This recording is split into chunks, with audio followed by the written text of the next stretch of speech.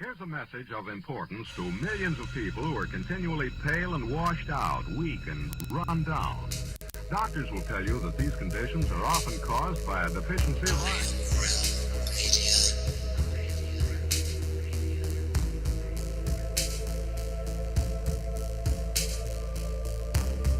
The iron you need to keep you physically fit and mentally alert.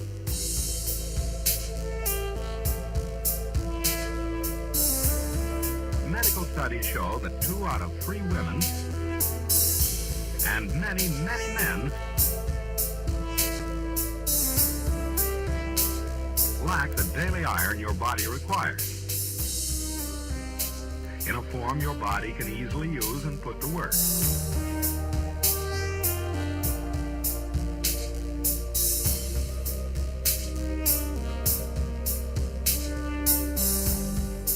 Every dose gives you more than your daily minimum iron requirement. We are awake, we are not alone. We are striving for more. So if you're not getting the iron your body needs,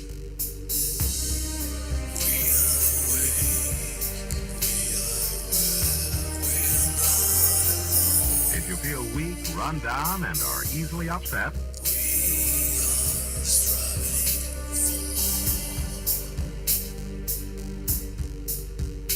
start taking iron today.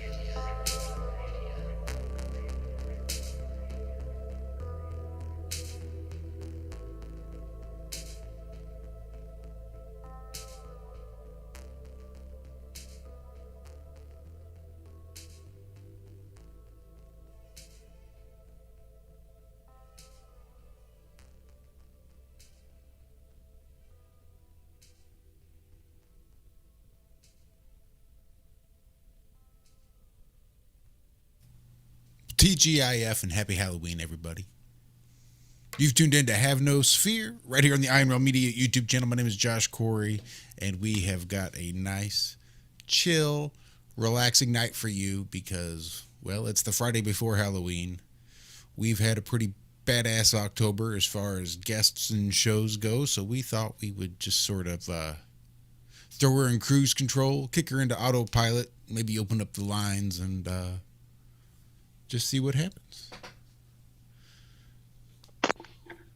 I like it. Yeah, and possibly, would we be able to do that? Check in and see how David's doing on his interview? Would there be any copyright anything? No? Well, I mean, I reckon we could do it. We can talk over it. Yeah, there you go. We can give it commentary.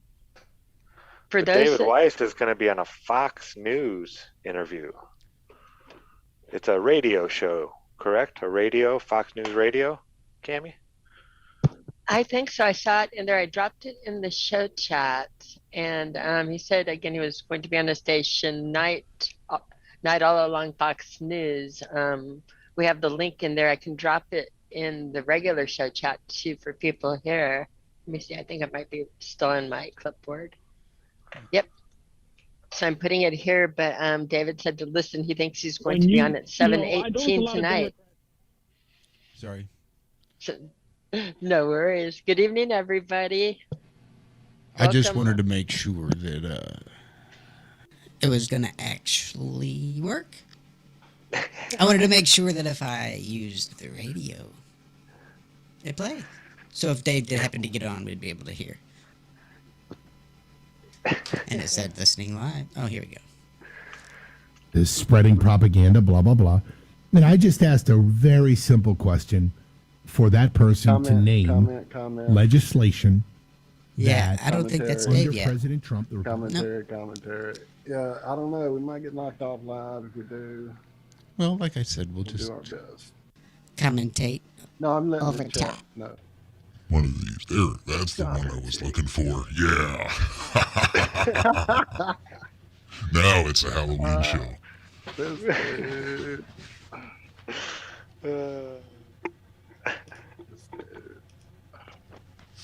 I mean, if you can't have fun with it on Halloween, when I can know, you that's have what we decided. We played with it mostly after the show this morning. You know, we were doing video on a radio show. Video on a radio show. Anyway, yes, I'm here. I'm just kind of lurking in the back. I am here.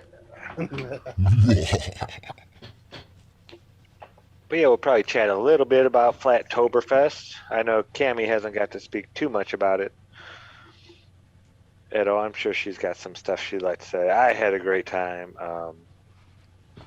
Yeah, in my opinion, it was the best gathering we've had yet. A lot of familiar faces, but even more new faces this time. The new faces outnumbered the old, and a lot of the old faces couldn't come, you know, because of they couldn't fly, because they wouldn't wear a mask, and this and that. And hey, I applaud them for that, standing on their morals. And I even applaud the people who went against their morals and said, hell, I gotta go. I need this interaction. And did wear a mask. You know, I'm not knocking anybody for whatever choice they made, but yeah, there was a lot more new faces than the same old people. It wasn't. Yeah, it's growing. It's a good sign that now there was 42 people in the area that had Dave's app before Flattoberfest, and right now we're at 68 a week later. So the activists did their part, and those are just the ones who actually bought the app and became a blue dot themselves. Yeah, great festival. Yeah, just a good time. Seeing families walking around. Oh, it was beautiful. Yeah, awesome, Austin. Man, your middle boy. Oh my goodness, he was cracking me up so much. Everybody was trying to be quiet because the presenters were talking, and he's getting shocked by the Van de Graaff generator. His older brother's shocking him. He's Jiminy Christmas, and just yelling out all these different phrases. I was laughing so hard. Oh, it was so great. And I told Austin's wife, I was like, I'm sorry, I can't tell him to stop. It's way too cute. I don't care about him being quiet. That's just, yeah. But no, great weekend. Great weekend. We have a hands-on exhibit with the kids, and that's part of the fun that we have. And with people like Erica in the chat and awesome Austin, you're so damn awesome, Austin. I'm coming from the meltdown, coming from Flattoberfest. Our last person that was staying, Dottie, who was staying here, left yesterday.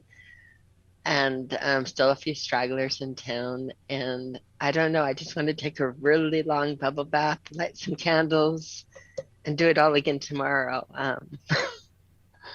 But I want Liz to come, and I want Walt to come, and I want you to come, Josh.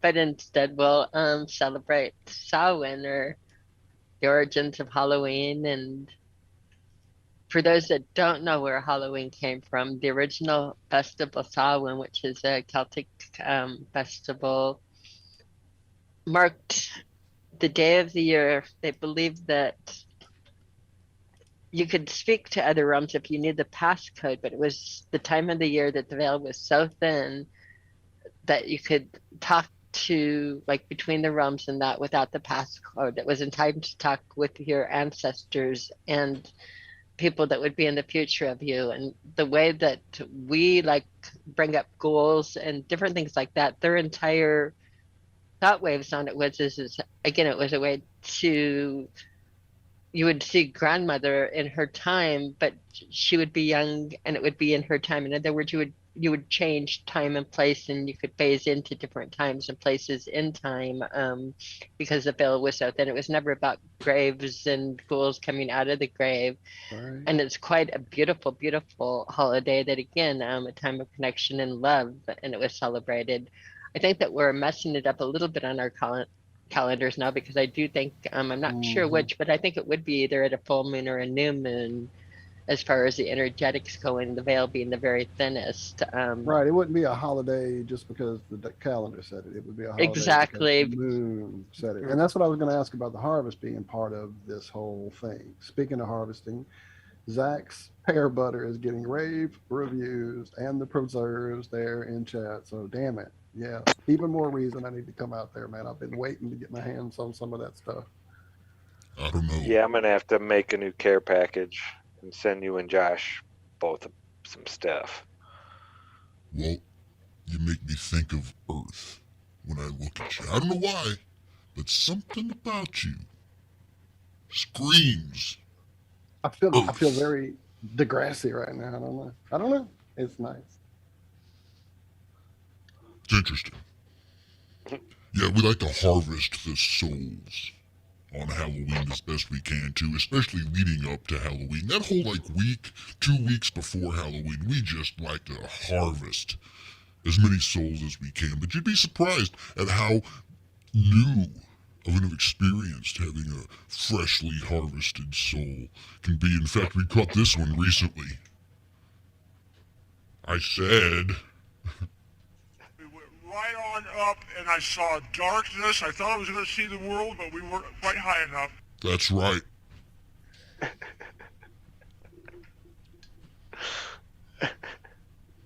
Even after you harvested the souls, you still aren't high enough. Still flat. Is that why October 23rd is always the end of the world?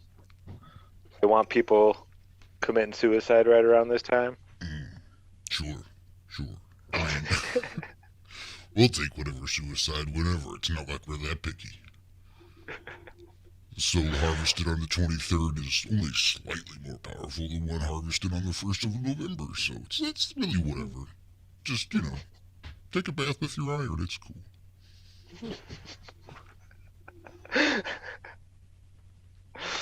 Oh, that's great. I love that voice, dude. It's so evil. I'm very jealous. Very jealous of the voice. Very jealous. Sure. Sure, why not? That's exactly why the end of the world is the 23rd. Oh, that voice is great, dude. You could mess with people so bad with that. Walt, if you would have had that, and when you did start, Walt, I guess, used to be a real prick and torment little children on Halloween. Oh, you're not supposed to tell I'm people. joking, dude. No, dude, that was when my brother is on the call next time. He'll verify. Halloween was just our jam. Not just us. I mean, the whole family would get into it. Mom would let us turn our whole garage area into a haunted house, elaborate haunted house that we would terrorize the neighborhood with. And then, if we didn't have the ability to do that wherever we were living, then we would go out in the neighborhood and terrorize. I mean, they've got a bag full of candy. They've gotten their way all night, so it's time to get them home. The treating is over children. Right. But yeah, I think Sunday we're supposed to be doing it at her sister's house. So I'll be giving out. That's my other thing is now I can give out candy if they're brave enough.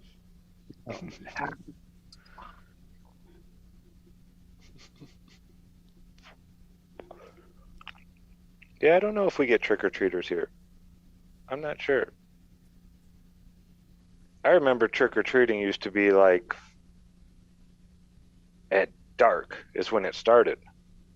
Now they want you done before dark. But I also remember being allowed to play with lawn darts as well when I was young. So I guess times change. But yeah, we didn't start trick-or-treating until the lights turned on, the street lights turned on and stuff. And there was hundreds of children running around.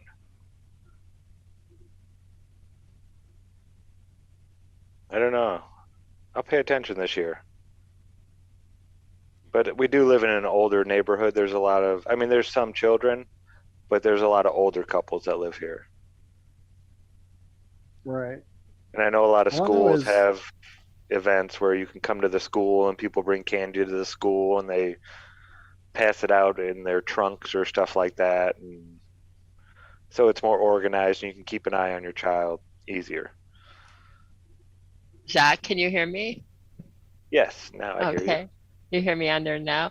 Yeah, in Denver, if you remember, we used to have kids literally lined up down and around the block. We were by an elementary school and people would drop off carloads of children. Last year, we had our first one here and I bought, but I thought it was a small amount of candy.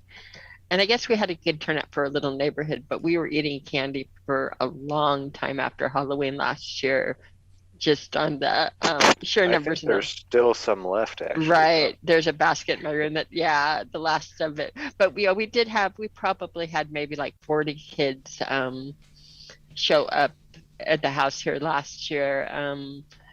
Denver, you just keep your doors open until you're out of candy because if you light's still on, they come back for seconds, thirds, and fourths. I swear there are endless children there. So it was a different experience. It was actually very cute with the kids and that no masks. I noticed that here last year that none of the kids had. In fact, it almost seemed like no masks at all, even that went with the costumes, and I thought that was adorable. Beautiful kids and beautiful neighborhood here, just more homey than the craziness of Denver.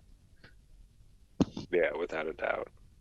Well, as my kids grew up, it definitely changed. I mean, well, even as I was growing up, it changed. As you know, no longer was it Halloween night that everybody did trick or treating on.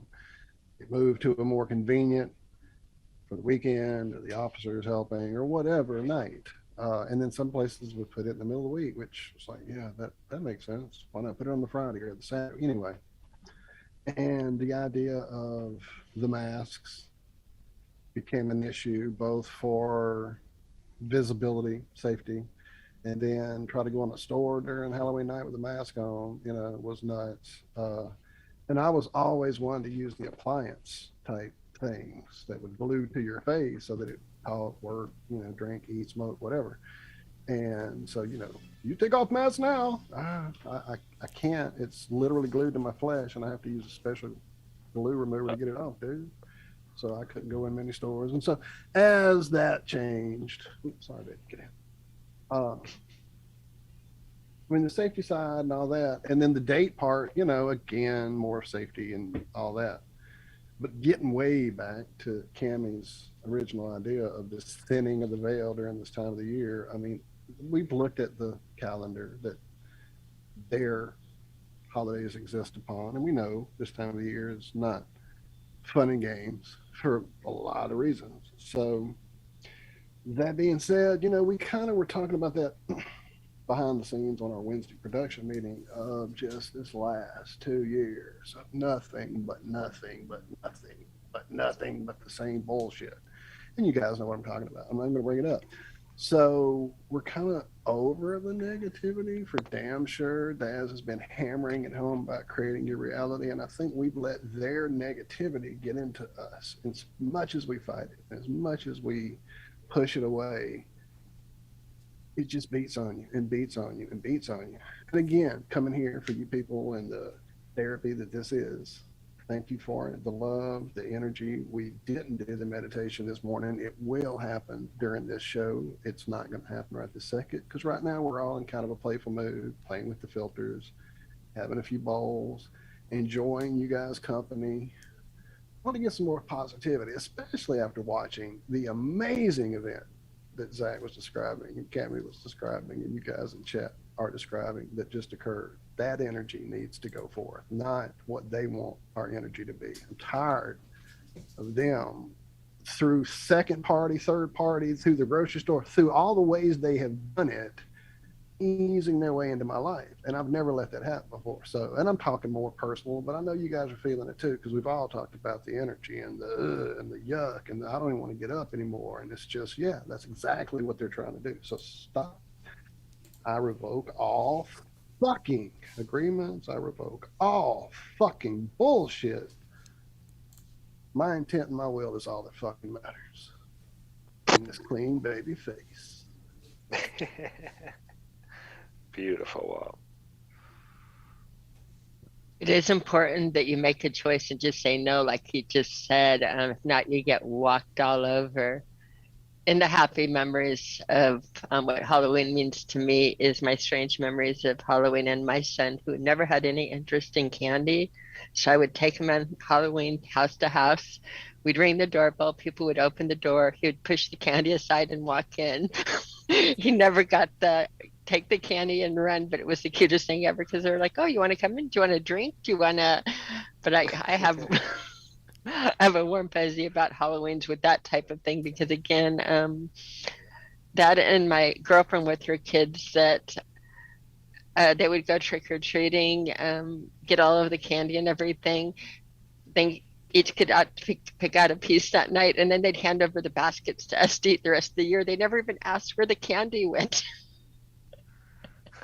It was, I know. It was like we almost felt guilty, but we didn't. We figured they were better off not eating all of that candy, and they just thought that you gave the basket to mom and dad when you were done. So yeah, we have these happy warped. Yeah, you have to have fun with the kids. You got to have fun with the kids. Dude, about maybe, let me say, this has probably been 10 years back. My buddy, Trippy McGee, that hasn't been in chat, unfortunately, in quite a while, but he was kind of the go-to for Halloween because our sons were the same age, basically a few years apart, and they were big in it. We were big, dumb kids doing it, but more elaborately than they were. And we would head out in their neighborhood. Well, it was, big, kind of ritzy neighborhood, so the people would go a little out. They would have the fog machines and the crazy lighting and the crazy, like, creature things in the bushes and stuff. So one dude had a ghillie suit, which is like you're basically a living bush.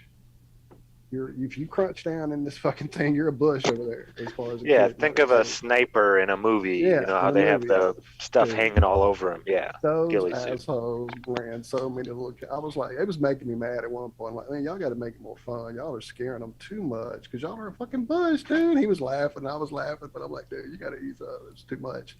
We go about 2 streets down, and the guy comes running over to us. Hey, come here. Me and Mike, because he's like, what's your kids' names? So we tell him. They've got a voice booming out of this big tree that lights up with like this elaborate face that's somehow projected onto the tree, and like it's saying their fucking name to them, and their brain is just breaking. You can see they're falling apart. How does this tree, and they were young, how does this tree know our name? Yeah, it's great to destroy kids during Halloween time. So evil. I'm sorry. That's great.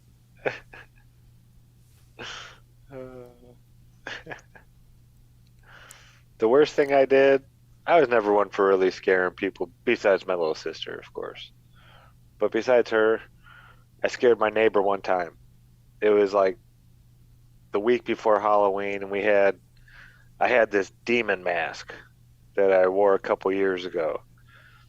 And my mom took a bunch of my clothes and just put a pillow in there and then stuffed the arms with newspaper and the legs with newspaper and put some shoes on it and all that and gloves. So it looked like somebody was sitting there, that demon was sitting there on the front porch. Well, one morning I decided to take the clothes off the demon and put them on myself and put the demon mask on and lay there in the same position he was on the porch. And my buddy, we used to deliver newspapers together, and he'd come over and knock on my door, and then we'd go and walk around my block and the next block, and we'd be done. And he got about halfway into the yard, well, a little bit closer than that. He was probably about 20 feet away. And I jumped up at him. I said, Alan, I'm going to get you. And I'd never seen that kid run so fast before in my life. He was across the street on his front porch before he turned around, and I had the mask off right. I'm yelling, Alan, it's me. But yeah, that was the only time I really got someone good around Halloween. I felt bad afterward.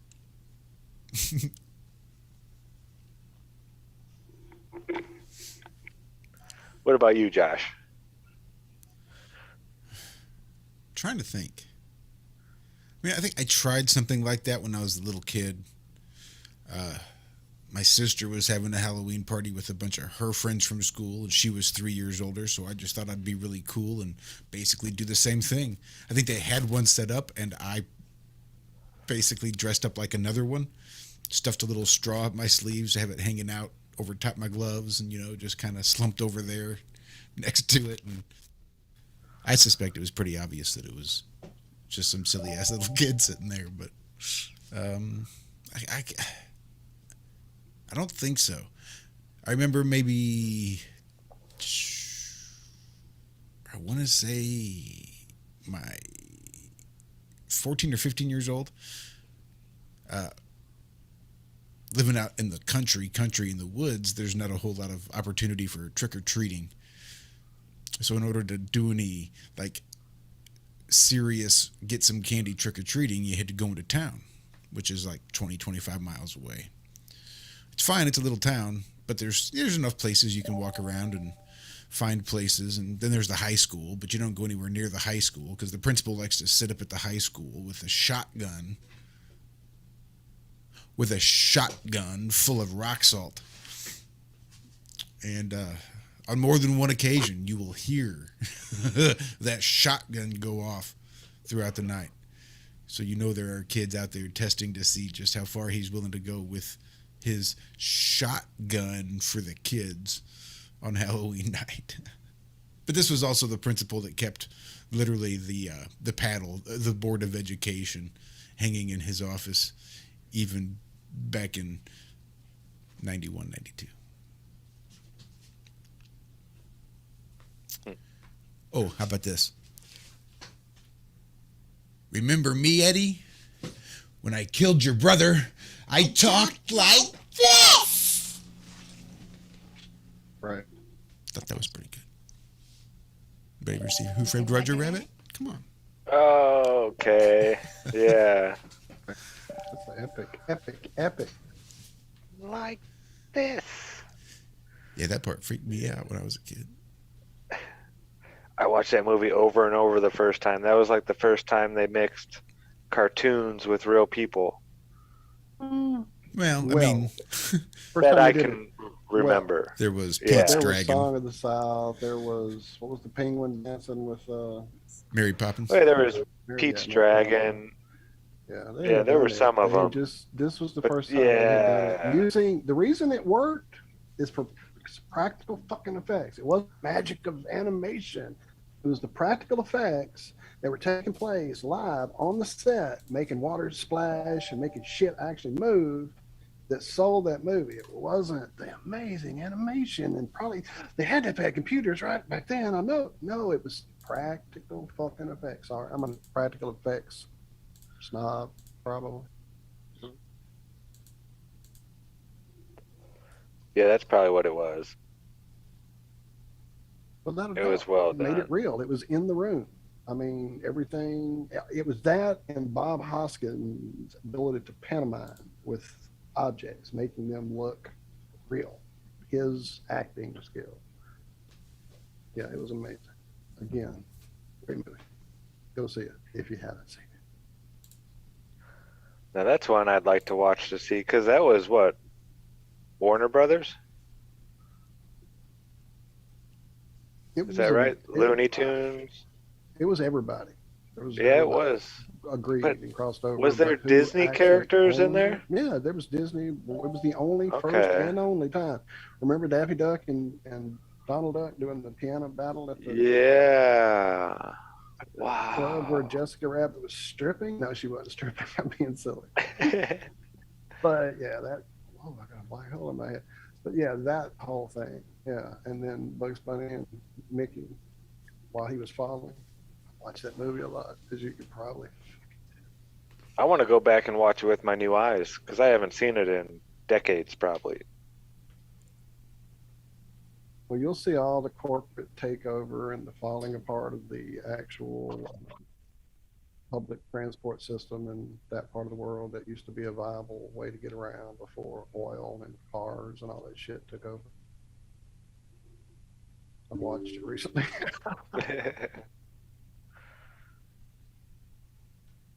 So is David on?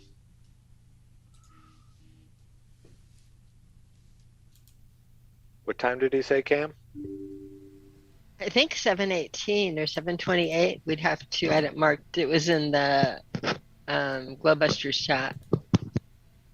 Very passionate about this. You're on point. I have no idea how much you believe Son in of this. a If you bitch, I think think it's we all missed it. just a giant conspiracy. But I gotta ask, like, how does everybody take part in this giant conspiracy? They're not. They're not. People like yourself, you don't believe it, and you refuse to look at it. I'm not singling you out. You're just like everybody else. That's why I have you on. Well, and so you're more open-minded than most. Most people won't even look at it. Most people just, the teachers, the professors, they're the ones that memorize and regurgitate the stuff that they read in the Rockefeller-funded textbooks. All right? So it's about withholding information. Withholding information is the essence of tyranny. Control of the flow of information is the tool of a dictatorship. It's about controlling our minds, about not letting us know who we are, where we are, what we are, the power of our mind. To what end? Know that, News radio. To what end? To what end? To total control. They want to control us because if you how would thinking the Earth is round versus flat exert some kind of control?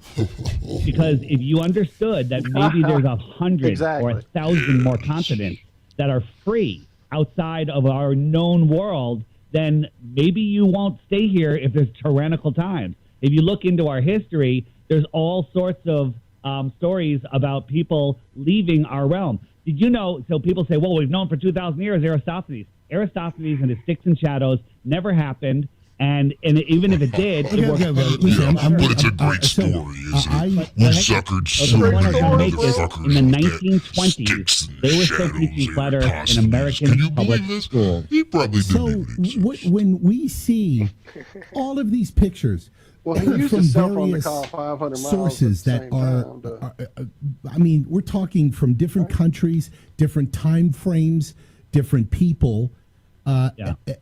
From thousands of pictures, millions, I don't know, from different satellites that have been in the air, from different countries, cultures, people not connected at all. Is what you're saying is that they're all connected. Well, they are all connected, but here's the thing. Here's the funny thing. Globe believers will swear that there's pictures of Earth. NASA admits they have none. NASA admits they have no photos of Earth. They're all made with strips of data. The guy that made the blue marble that was on everyone's iPhone said he made it in Photoshop. He was given strips of data, and he painted it in Photoshop to make it look like people would. Can I just say, let me jump in here. I actually, I'm a ham radio operator. Because it has. Geosynchronous and polar orbit weather satellite data live into my ham shack. We told these guys they're bouncing things off the atmosphere. This same atmosphere that gets so thin it just turns into a vacuum. We told we bounce things off that thin atmosphere. Listen, check this guy out. Way. That's the way it's sent. So what you're saying is the conspiracy's done at the satellite, because what's being sent from the satellite is being manipulated to look like a globe. Untrue. That's not what I'm saying. So first thing is, I forget the name of the university. They have a satellite that the university owns, and the students, when they want to access it, they have to send the information to NASA. 2 weeks later, NASA sends them back the data from the satellite. They never have direct interaction with I have direct access to satellites. They come right into my shack. Let me explain what's possibly going on. NASA controls all of the helium on Earth. They are the largest consumer of helium on Earth. Any big helium company is owned by NASA.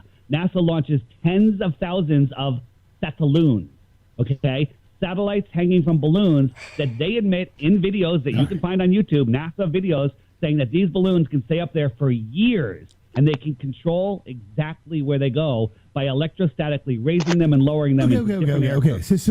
But these are a lot of people involved in this giant. I mean, you think. Giant conspiracy. Let me ask you: are other Don't let planets, his Mars, logic and Saturn, knowledge are they? deter you. Stay focused. So again, on a radio show, Trey, this is very, very difficult. But when you look up, like right now, tonight, this month, whatever, Jupiter is in the sky. It's very bright. Okay. Now, if you think about it, if you were on Jupiter looking at the sun is tiny because it's much, much farther away from the sun than Earth is.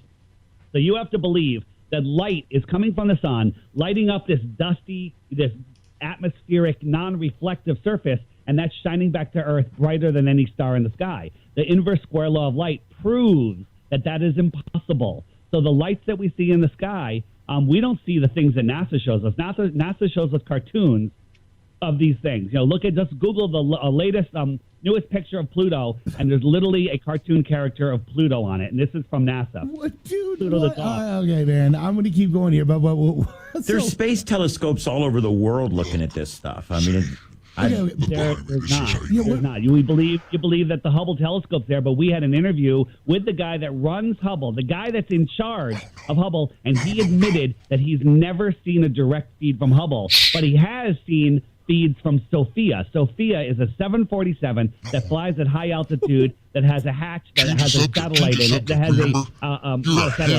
telescope in it, and that's where the images from Hubble are coming from. They're coming from Sophia. Look it up. And then the people thinking, right, man, just keep moving it around, just keep shifting. You got answers for everything. Just hold up. Answer for everything. What kind of fucking guest comes in with an answer for my questions? All of this, again, Somebody get this piece of shit off the radio.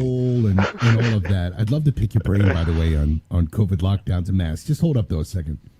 Do you believe in God? Do you think that we are in a simulation? Here we go. Let me tell you, that's a very good question. And before I discovered the Earth was flat, I believed in the heliocentric model. Nothing exploded, created everything. Gravity turned us into balls. The gases turned into gassy balls, left a vacuum in between. That's a problem. And then lightning struck, created an amoeba, and it had a monkey, and then a monkey had a human. I believed all of that nonsense. But then when I understood that we're not from a Big Bang, that this place is intelligently designed, well, there is a creator. I'll just put the word creator out there, because I'm not religious. I'm not tied to anything. There is a creator. So I understand that there is a creator, that we are at the center of creation, and scientism, that's out there. They say, I forget the guy, the big scientist guy, he says, we can't afford everything that we see says that we are at the center of the universe. Edwin Hubble says that. To have that go out. We can't let that be. Even though everything that we see, we can't allow that to go out to mainstream for people, because then they'll understand that there's a creator. So yes, I do believe in a creator. Evolution. And remiss as we wrap up here, if I didn't ask about, again, in your assertion of government control, governments citing Rockefeller and more. Correct. What are your thoughts on what's happening around the world, or more particularly here in the United States, with lockdowns, mandatory curfews, and more, and what we've seen over the last couple of years? See, now Fox News is different. They're all about there's a lot to take in, but the answer is bullshit. There's nothing new over the sun. Every 100 years, this happens again and again. 1920, they had Spanish flu. Everybody was getting inoculated. Everybody was wearing masks, and everybody died. 1820, cholera. 1720, Black Plague, or whatever it was. Every 100 years, this happens again and again. Would I take a vaccine? Will I tell other people not to take a vaccine? No. It's up to you. But if you do the research, there's nothing. There's no situation that you could ever get me to take that vaccine. Okay? So that's my opinion. I could be crazy because I think the Earth is flat, but I'm offering 3 Bitcoins for 1 proof of the globe.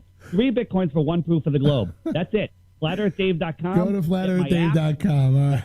I got to tell you, I have studied science my whole life. I'm one of these science nerd kind of guys. I actually can measure the curvature of the Earth with a laser that I own. I actually can. I can point that laser on a tripod at something that is 2 miles away, and I can actually measure the drift and how low it is on the other end. I actually do radio propagation tests where I use straight line communications, and I can exactly measure where the horizon comes up in between. What is it? I know the answer. How much should the beam diverge at 2 miles? Why is it that I can see things? I've never seen that. The only time I can see further than 3 or 4 miles is if I go 32 up higher. inches. I can go up on top of a mountain and I can see 50 miles. So it all just, It's because of the angular resolution limits of your eyes. Things get smaller, they disappear for several reasons, and I can demonstrate all of that on a video with using video. So I invite you to come on my show via Zoom. And I'll teach you.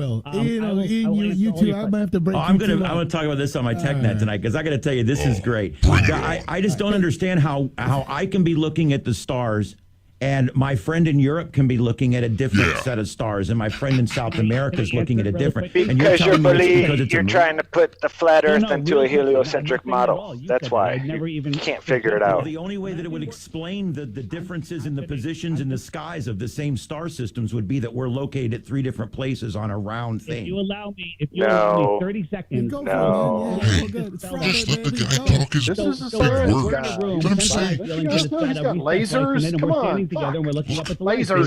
He's got a laser. He's gonna baffle him with Notice he never mentioned beam diverger or a beam.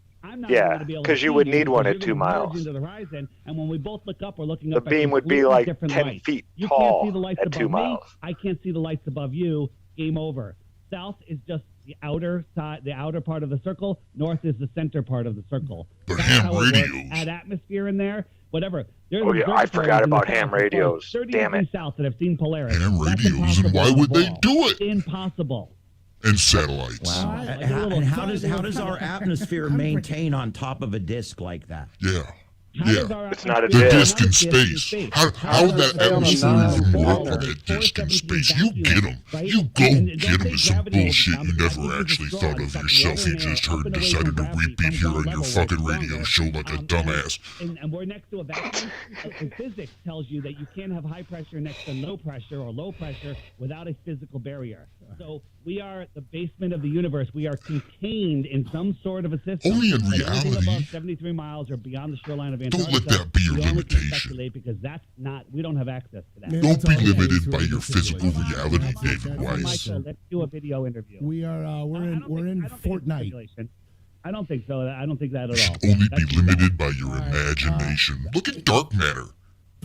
Just look at dark matter. Go Google dark matter and look at the imaginative bullshit I've managed to let slip out about dark matter. Go to flatearthdave.com and go check out more. A huge thank you to Flat Earth Dave and satellites. Nice. Come back. The man. Bizarre. Ham radio. Come back. Or Why are they lying? What's the point? Satellites. Look at my face. I mean, there's a fucking rocket going around my head right now. I saw it. You saw it. We all saw A it. little bit of fun to wrap up this show.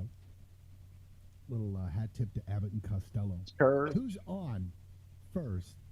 Who's Rings.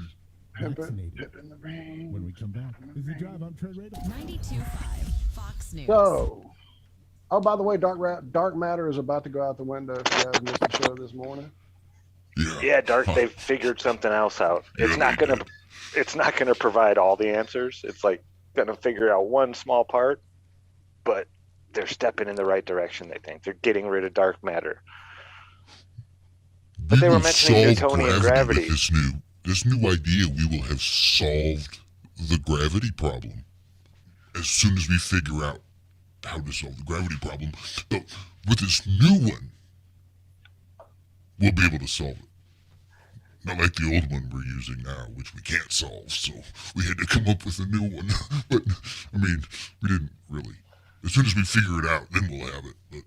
But we've got a whole new idea. Now you got 2 to pick from. Have fun. Maybe you'll divide amongst yourselves. Father against son, brother against brother, we'll kill them all over gravity.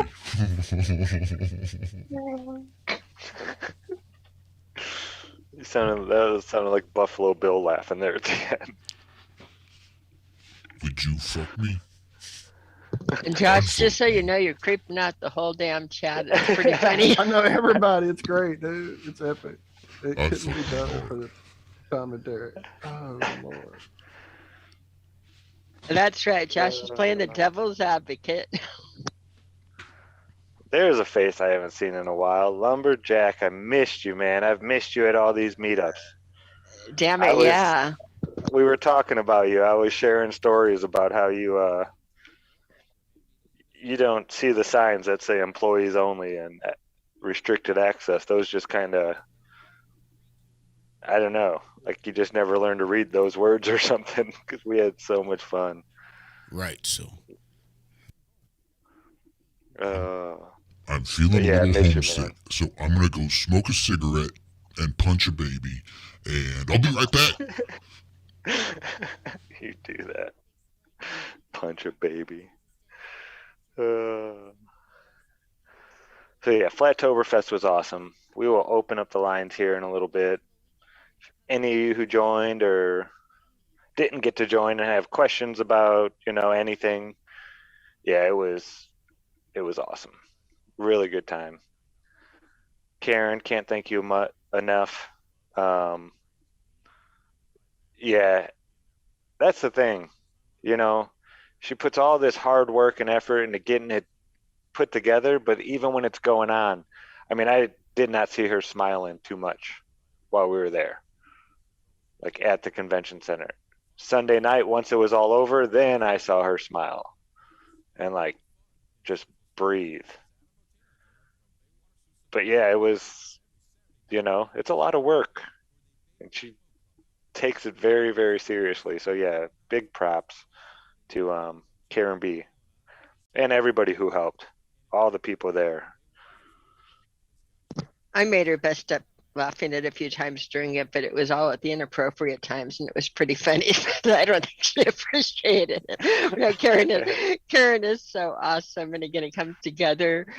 And again, you sit there, and she's been working on the event and putting it together for months and months on time, putting it out there. And then the day of the event, she'll be getting these texts.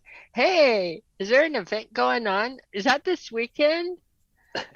Where's it at? Does it? So, yeah, she gives a good sense of humor during it all. On the smiles, you're right, a serious face on some of it, making everything go together. And she did so well, all the different directions in that. But yeah, it's a lot of fun. And she had to say that even though it's stressful, we all had a blast. We all had a blast. I don't think anybody there was disappointed. I have not heard from anybody that came that was like disappointed or that did not have so much fun. Prove me wrong. Erica, was it awful? The one lady that came that I know was not a flat earther, she doubted it like completely until she spoke to Cammie on Saturday. And this lady, I don't think she went back downstairs once she came up. Really, she sat there and watched Cammie give presentation after presentation after presentation, and she started crying and gave Cammie a big hug. And then I was walking by her to go down the stairs, and she's just standing there looking at me, shaking her head like, I can't believe this. It's all real.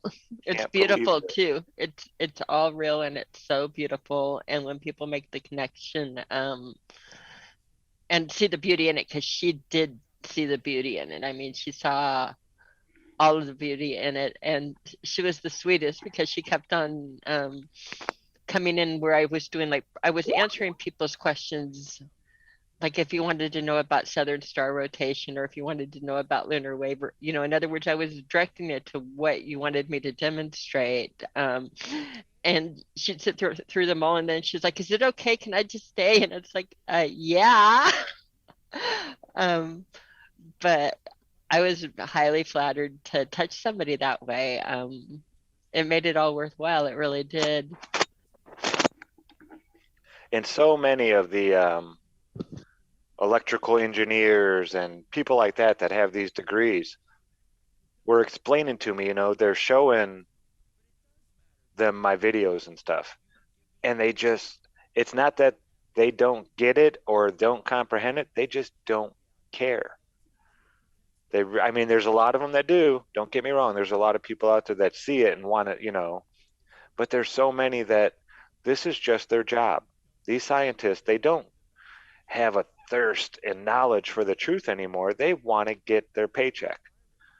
They're not paid to go off and explore and find new things. They're focused. We want you to figure this out. And you get us a way to, do this. And that's what they work on. 8 hours a day. And when they're done, they turn their brain off when they get home. They're normal people like everybody else. You got to make them love money. That's the trick. Love money. Give us some shareability, sir. These same people, though, were amazing, because these same electricians that understood the right-hand rule perfectly and how electricity follows it, when they understood that the magnetic field creates itself 90 degrees perpendicular and then starts creating optical magneto effects on it, but it creates itself from the electric field. It's instant for them just running the wire, for them picturing now and like filling it in 3D. It's like they have to know the line and they only learn the line to do their job and they get paid for it. But when you expand it into 3D and they start to feel what's really happening, we had some of those, a couple of the electricians. I had an electrical engineer that came back at me, has now ordered Polaroid filters. I gave him links to order Polaroid filters, a light box, and some different things to show the other electricians how electricity and magnetics work together and that you can shift light and do the different things with it. And again, I wrote him, he kept on apologizing. I'm sending him the little links. He's like, where do I get this magic stuff? And it's like, yeah, it's $7.99 on Amazon.com. And this one's $9.99. And our expensive piece is like $19.99 for a really nice light box. But he was like, so I can put all of the stuff that you're showing together with stuff from my house and I can show these people at work. That's fun that now he's understanding 3D with what he's working with on the electricity. Yeah, and I had some electricians tell me that, you know, he shows guys at work this stuff on how all this stuff works. And they'll be sitting there watching something about Sports Center or this or that. And yeah, a lot of them, you know, they don't care. It's, I want to put this wire here and this wire here, and I don't kill myself when I hook them up, and I get to go home. And I'm getting paid to do this. And that's why they do it. Again, they go home, they turn, and now not all of them, you know, there's some people that are paying attention, but for the most part, it's almost like you need that. Everybody has their own gotcha. Mine was seeing too far. Jaron showing me telling me I shouldn't be able to see the buildings across Lake Michigan. And that was it for me. Once I realized, wow, the earth curves that much. That was one for everybody, man. A lot of us is going out Yeah. walking and seeing way too far, or seeing the sun do shit that we never thought about it doing, and how is it doing that, and just those things. So yeah, without a doubt.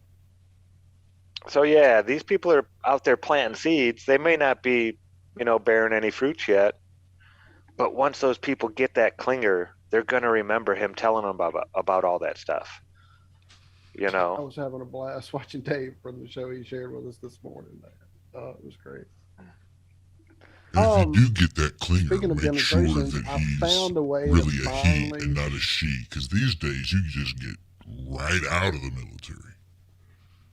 Or are you allowed to stay in? Would Klinger be allowed to stay in? Would they even offer him a Section 8? Would he be just wasting his time? Like, oh, it's cool.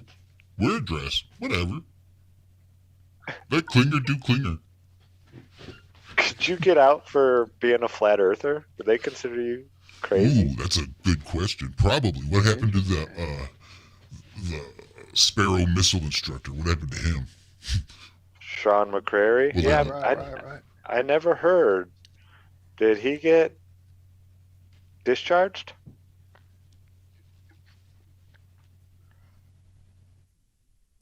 I don't have know. any idea. Couldn't tell you. Yeah, I know he just kind of fell off the face of the earth there and I just never heard from him again.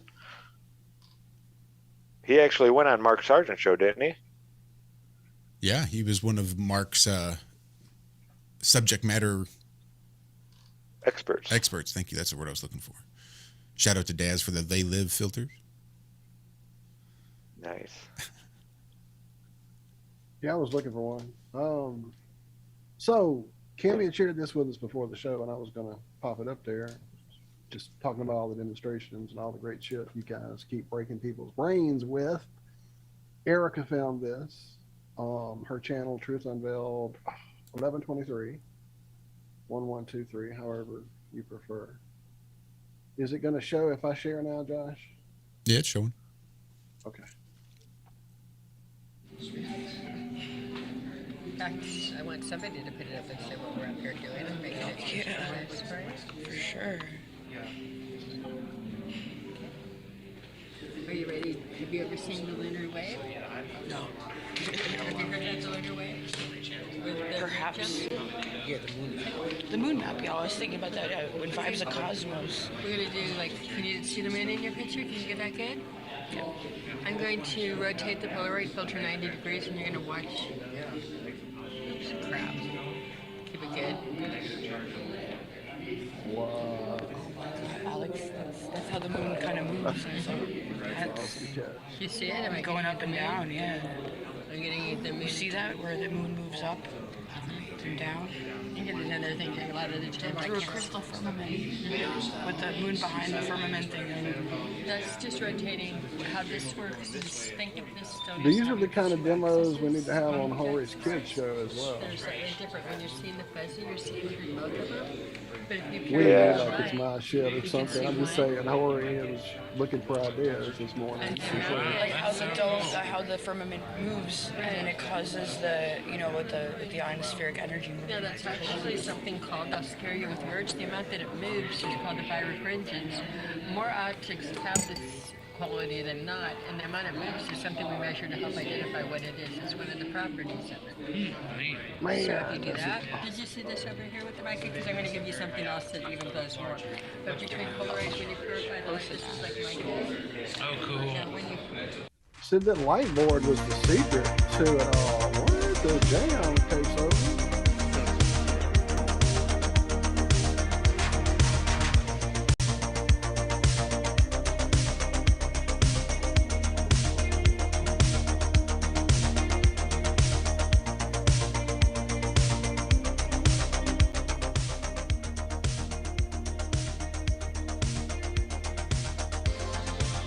What? My favorite. Oh, you just broke my brain with that one. I didn't realize that was sitting on top of there, and you just reached in and picked up reality. What the fuck? I gotta go back. That was too much. Wait. I gotta see it again. I'm sorry. That was just too good. Damn it! I broke it again. Where is it at? Here we go. When she goes over to the holosphere thing, the magnosphere, and then picks up the dome, I didn't realize it was on top. And I went, what the fuck? Oh, that's great. I'm so easily entertained. I've got one of those literally within reach. I love that thing. I bet with some real tension, that'd be a great massager. It feels good. We're going from arm to arm. Wow. That could be like a team building exercise. Everybody pass it from arm to arm. What film is that? This is just a Polaroid, like your Polaroid glasses. I'm just cross Polaroid. They were doing We're also that. commenting Children were. over Erica's videos so we don't get copyright strikes from them. She's going to be after that big IRM money. Watch it. What? That tetrahedron, whatever it is, It should go on its own. is amazing. Is that brass? I think it summons Hellraiser, doesn't it? No, that's the wood. Thing, that's the thing behind me that's on the Hellraiser. Yeah, that's made out of wood. It used to be there.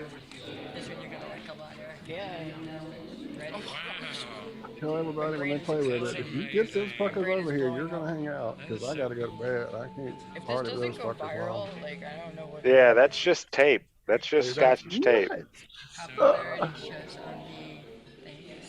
That is so crazy. That kind of proves something, but I'm not quite knowing what it is. Spectrum lights, yeah. Biaxial on axis, except in solid biaxial. That is so amazingly crazy.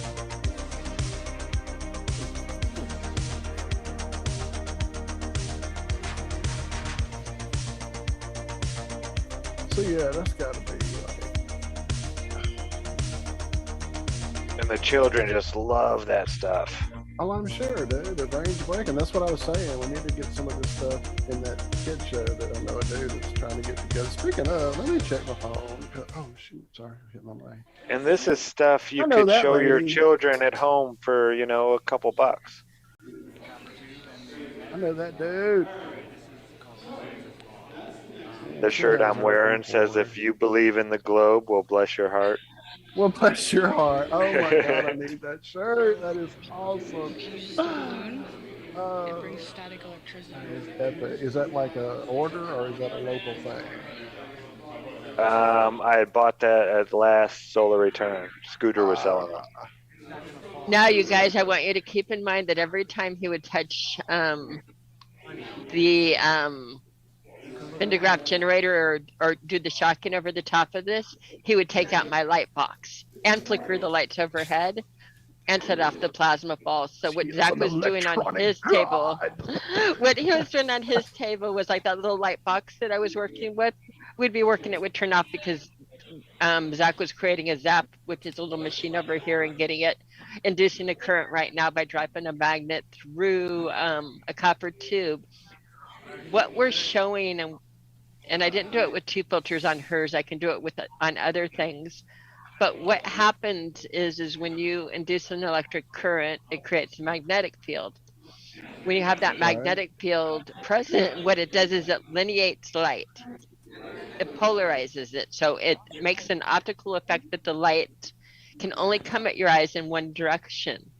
If you were to say, what's the difference between sunglasses and polarized sunglasses?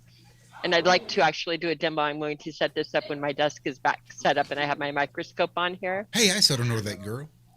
Try that as like. There, hi Erica. Hi, that chick. Come here, try it. But these effects that you're seeing with your eyes are just created by naturally by an electrical magnetic field, and we can reproduce it. The polarized field is just emulating. This is how it was invented, it was just emulating something we saw around a electromagnetic field.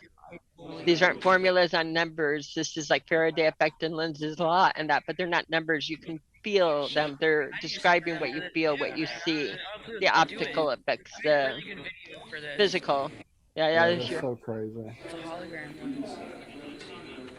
A hologram, when you create it via a vault of looking glass or via mirrors, you can get objects to project into them very easily. But when you create it this way, the way that we're doing it here, it's funneling all of the energy. So if you put a piece of ice in the hologram emitter, think of a parabolic dish, you will have a cold hologram. You put something hot in there, you have a hot hologram. We've tested this. It happens, the hologram itself will react with the light. You'll notice I'm getting the hologram. You did it with the laser. I'm being silly. No, but look, watch this. We're going to light up, just hitting the hologram itself, not the bottom, but we're going to light up the hologram with outside light because it's working as a parabolic dish and augmenting everything. You're getting more of a physical hologram that's holding all of the wave functions, temperatures, different things you think of in terms of waves. So you get your optics, but you get a lot more from this. And you can demonstrate how it can project into anything. So if the firmament or the sky really was a vault of looking glasses, it was described in every single cosmology. The Christians say a vault of looking glass. The Egyptians say a shiny river that you cross over, Nut. The Asgard tell you to cross the rainbow bridge. These are all containers that are shiny looking glass, but if you take that and function it, you get a natural hologram emitter that emits the most natural holograms you're going to have. Again, your hologram's going to actually be cold or hot and reproduce and actually even augmented. If you think of what a parabolic dish does and how it focuses the light and the energy, how you can start a fire with a parabolic dish by pointing it, and again, think of the functions on how it concentrates what's there. So it's actually taking what's there and augmenting it and making it stronger. And your hologram has got 3 dimensions to it. So if you look at solutions in the way things have always been described from us, you'll find there are a lot of possibilities out there. Isn't that beautiful? This still is just breaking my brain. Yeah, I see. This is giving. The 5 suns at the bottom, I'm still not, but I remember, and now I've mentioned this multiple times, still can't find the article, back in the 90s, a NASA scientist who supposedly went crazy. He was out in Antarctica and he said there are 3 suns. He said Earth had 3 suns. and then he the was dude from Lunar, blackballed. Loof or Loosh or whatever it's called, that observatory that was doing the eclipse live, literally said, "Oh, that's the second sun." NASA doesn't tell you about it, but They know about it. There's two right there live. So yeah. And in the center line, I see 6 gates, like the gates of Enoch. The gate right. between, right. Right. So when you enter in these natural things that happen, not, by the way, what we were doing with Polaroid filters and some of the things I was doing work in reality, but do not work mathematically. They're paradoxes. They're each one has can't be real, and yet they are. Yeah, that's right. Count your gateways, and this is how it works. So, and that's where it would augment those swirly paths. So they don't technically line up with each ball. They're more like fold it in half. Almost if you rolled a marble down a trough. You feel what I'm saying? Well, if you look at the very bottom of the picture, it's the same colorful path that's at that midway point, just sort of in reverse. And then you look at the reflection on the dome, it's sort of the reflection of that colorful path, you see. And then it pops back up there at the very foreground of the picture. Flip my brain around here. Okay. So it's almost as if you need to fold it in half or something? Right there at the center line? Oh, no, wait. Okay. Here we go. He's doing live tricks, everyone. Woo! Woo! Okay, so. There you go. Now the top of the picture and the center line, right below that center line. I get what you're saying. So those, yeah, okay. So as it was before, the top half of the picture is reflected in the dome on the bottom half, is what I'm saying.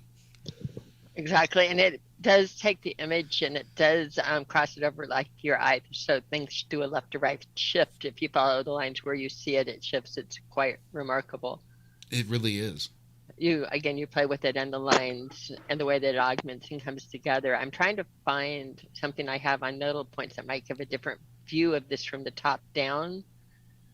While you're doing that, when I was doing the show prep this morning, once I got this online, I did the Google image search just to see, and it wouldn't pull up anything. If I can get just the white dots and the lines, minus the dome and the black and the swirls, and just start highlighting like a maze, tracing rays from one ball to the next and on down, and see the different angles and it goes through. You go quite insane. No, I probably would. You would probably come close to it. I think I have a picture of it. I'm trying to find it, damn it. This is pissing me off. It seems familiar to me too, and that's what I keep trying to go. It's the one that's copyrighted. Because I thought, how can it looks like a spirograph. It looks like a spirograph picture. Daz is saying you're low there, Walter. I'm low? That's what he says. He says turn your mic up. Well, I'm probably overdoing it with the share and the everything. So what if I talk louder in the radio voice? Hi, everyone. It's because Josh has all those filters. He's cool. I'm an angel. I'm a fucking angel. I'm a fucking angel. Instead of improving your argument, just raise your voice.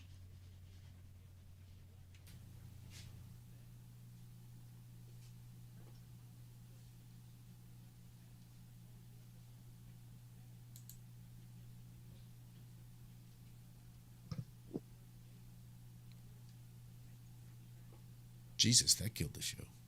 Bye. Hold it. Okay. Oh man, I've been sitting here talking on mute. I'm sorry.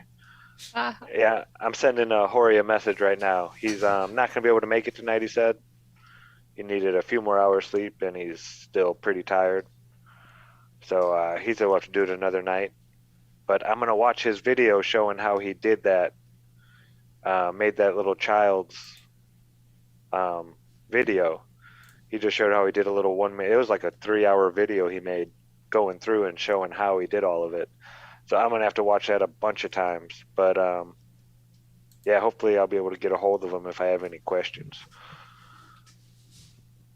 Walt, yeah, I'm super interested. Yeah. If you guys can drop in what I just dropped into the Zoom chat, I think that might overlay on the pattern you were showing, Walt. May not.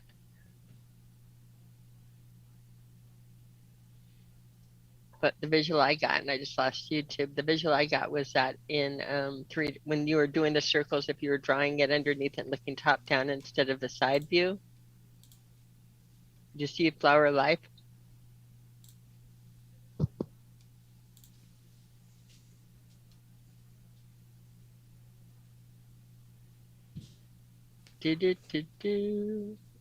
Is Walt muted? I don't know. He might be. I can go on forever and not There talk. it is. The Oh, silence there it is. doesn't bother I've got me. so many things. Again, that's Try why I try probably taking your can't- sunglasses Damn down. shades. Yeah, just try looking over your sunglasses, and maybe that's why you'll. No, I thought it was being loud. Okay, I finally got back. Flower of Life. Can't figure out why everything says conform and obey. What the hell? I would just That's what it was. share the I was damn going, screen. wait, Yeah. reproduce, marry. What's going on? Oh no, here. I think this has got to definitely go a little bit. All right, it is saving. I think that'd be all right. That's. Open. I mean, that's a bunny voice if I ever heard a bunny voice. Okay, I don't know how to do those tricks you're asking me to do. All I can do is show the one you just gave me, and then show the one I have because I'm not a Photoshop. That's all right. Whoever It's just- could do that Mhm. can do that if they can. Is Josh or Zach available for those high-level videographic? I'm a little Side busy image? trying to open up the flatline. Yeah, and people are Okay, you asking flat where we sir. got I'm this. gonna work my way through picture. all this obey and stuff. Oh, yeah. Explain Walt- where that picture came from. Walt pulled this picture off of the show called Inside Job. It's a Netflix show about the dark government. You know, the government that's really running things behind the people that we see up on the stage. And it's crazy, some of the stuff that they talk about. But this was the picture up on one of the guys who founded this place, blah, blah, blah, blah, blah. And yeah, it's crazy. They show flat Earth, they show Kubrick faking the moon landing and all that stuff right in the credits, the beginning of the show. They show the Earth sitting there, looks like a globe, and then it like turns over on its side and it's flat. But they do a whole episode ripping on flat earthers. So I don't. What Yeah, is that? it's wild. If we lose it, are going to be so down. Actually, might be able to do Oh, that. I still got that dumbass playing in the background. Hang on, give me a second. I know I'm trying though. I'm trying.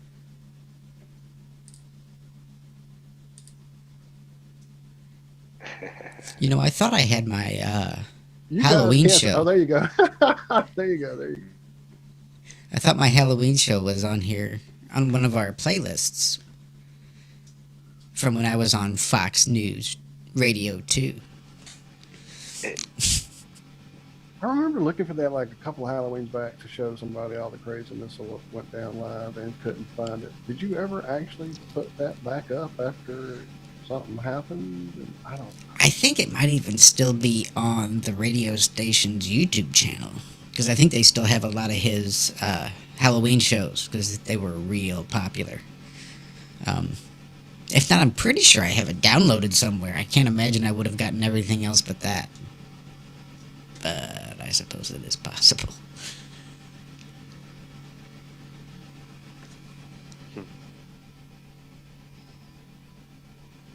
You guys sing a song or something? I'm working on it. I'm working.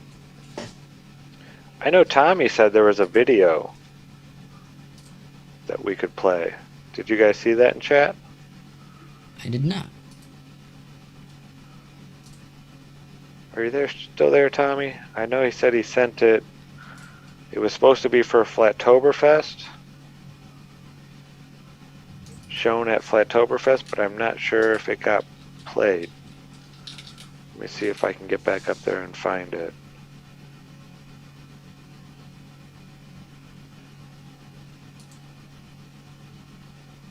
Yeah, we were all having fun with the van. I couldn't believe it. The Van de Graaff was... It was sending out... actually, Alex, Critical Inception. He recorded it in super slow motion. And the lights were actually flickering the whole time. They were LED lights that were supposed to look like candles on like a chandelier type thing. And these things were a good 50, 75 feet away from me. And I was zapping them to where each time they would discharge the Van de Graaff, all the lights would like get brighter for just a split second. But the lights that were 6 feet above my head, 5 feet above my head, weren't flickering or flashing at all. I've got over 100 hours on this Van de Graaff generator playing with it. And I have never seen it do this to a light. Ever. But it was weird because all the lights that it was doing it to were in the same plane. Since we were on a balcony. Yeah, you hit my table too, Zach. I must have been on the same plane because you were hitting a table over. You don't know, but you were taking my lights out like constantly. Yeah, that's crazy. And I mean, I had that back light box. You were completely switching it off. Can I have the share back for a moment? Yeah, you can. I just did it because let me do that back. Well, I was actually accomplishing some tricks, believe it or not. I believe you were.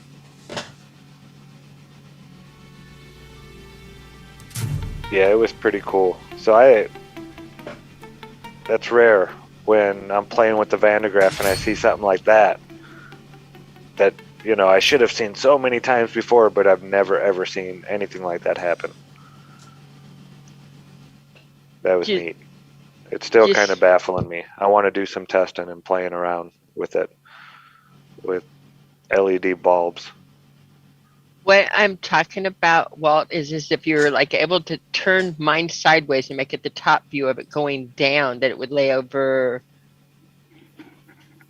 like the center of my circle and the center of there. And if you see like where your equator and your tropics would be, if it would drop things in with the nodal points. Well, there you go. Exactly. But it would be a different. Even do such a thing. I don't know, but you would have to like lay it over the top and look down like through the tube with that over the top. I think, yeah.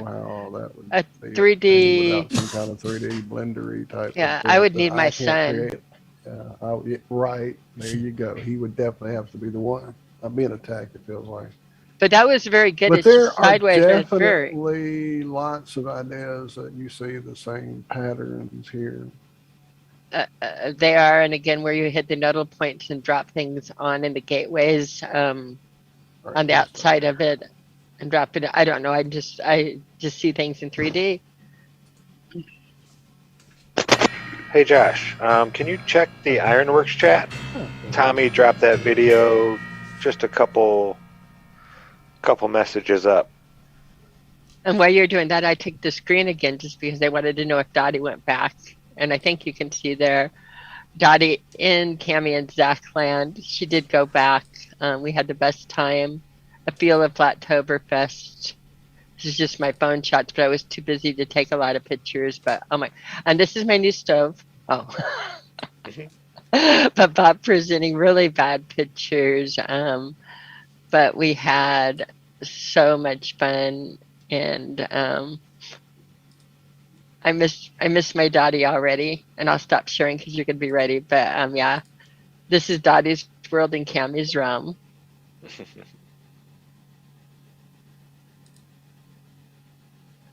Yeah, and I think Tommy said this was a secret video for Flattoberfest, never before seen, and each of the lines in this song was written by a different member of the Kakalaki crew. So everybody had a piece of this one. Well, let's get right to it. I don't think I got to see this one at the festival. Cammie and I were pretty busy most of the time.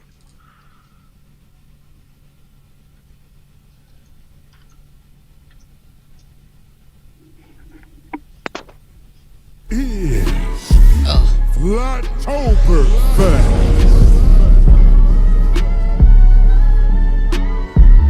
GG. You already know what it's in. Alright. Let's go. We the crew that never settle for less. We the best. Putting the proof to the test as we stay on the quest. So hey, welcome to Flattoberfest, where we keep it 100%, cause this the realest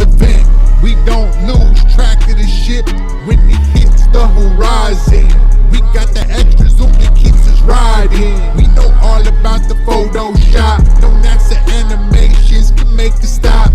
All them lies we see right through, and we spreading the word, cause that's how we do. Yeah, we know why the atmosphere don't flow into outer space, and it's them facts that put a smile on our face. That's why this is a gathering of like-minded people. In the eyes of the Creator, we are all created equal. So be the change you want to see. Be the change for you and me, cause our connection is the key to unlock the truth of our planetary. And a big thanks to Karen B for hosting the event. From us, the Kakalaki crew, cause we looking at the world through a true view. G here, cause you are now in the mix at Flattoberfest.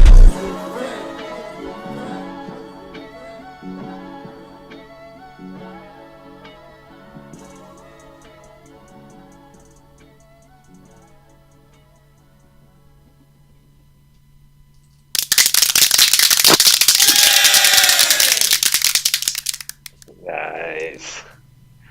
I love the puppets. So, my first question, to which I'm just dying to know the answer. Puppets. Let me clear this off. Where the fuck am I doing? Right. 42. 42? Don't panic. In Bruges? In fucking Bruges? Sorry. No, not you. You. Alright, that's what I wanted. No, what the... Right. So, Tommy, I really gotta know. Did Kakalaki Crew mix that beat? I absolutely have to know that question. I mean, did they buy it? Because I got like 10 or 12 beats and I bought it real dirt cheap that I get to use. But if they mixed it, well, shit, hats off to them, because that was impressive as all hell. The bass lines were low but still really clear, at least in my headphones. I don't know how it sounded for you guys. If it sounded like shit, too bad, but the bass lines were really clear in my head. And nice, slow beat. I really dug it. I thought that was really, really good. So make sure you let the Kakalaki Crew know that I dug the shit out of those beats one way or the other. If they bought them, good choice. You nailed it.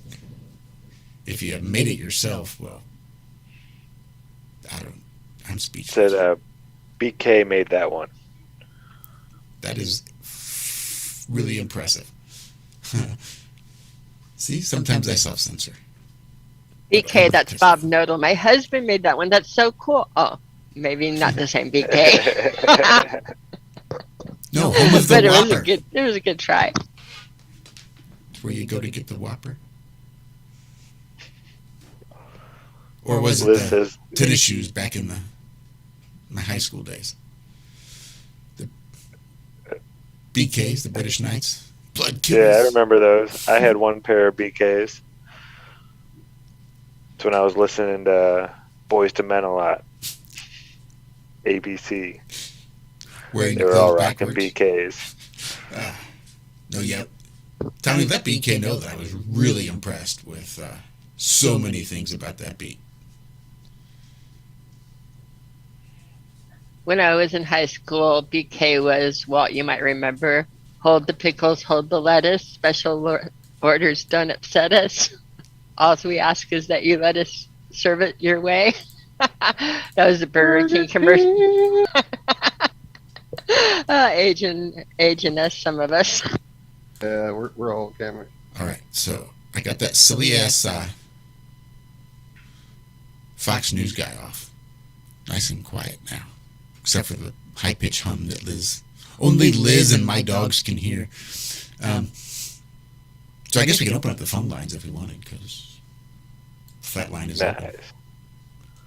Let me see if I can't pull it up. Francis Sage dropping lyrics from old school ABC, BBD, the East Coast family.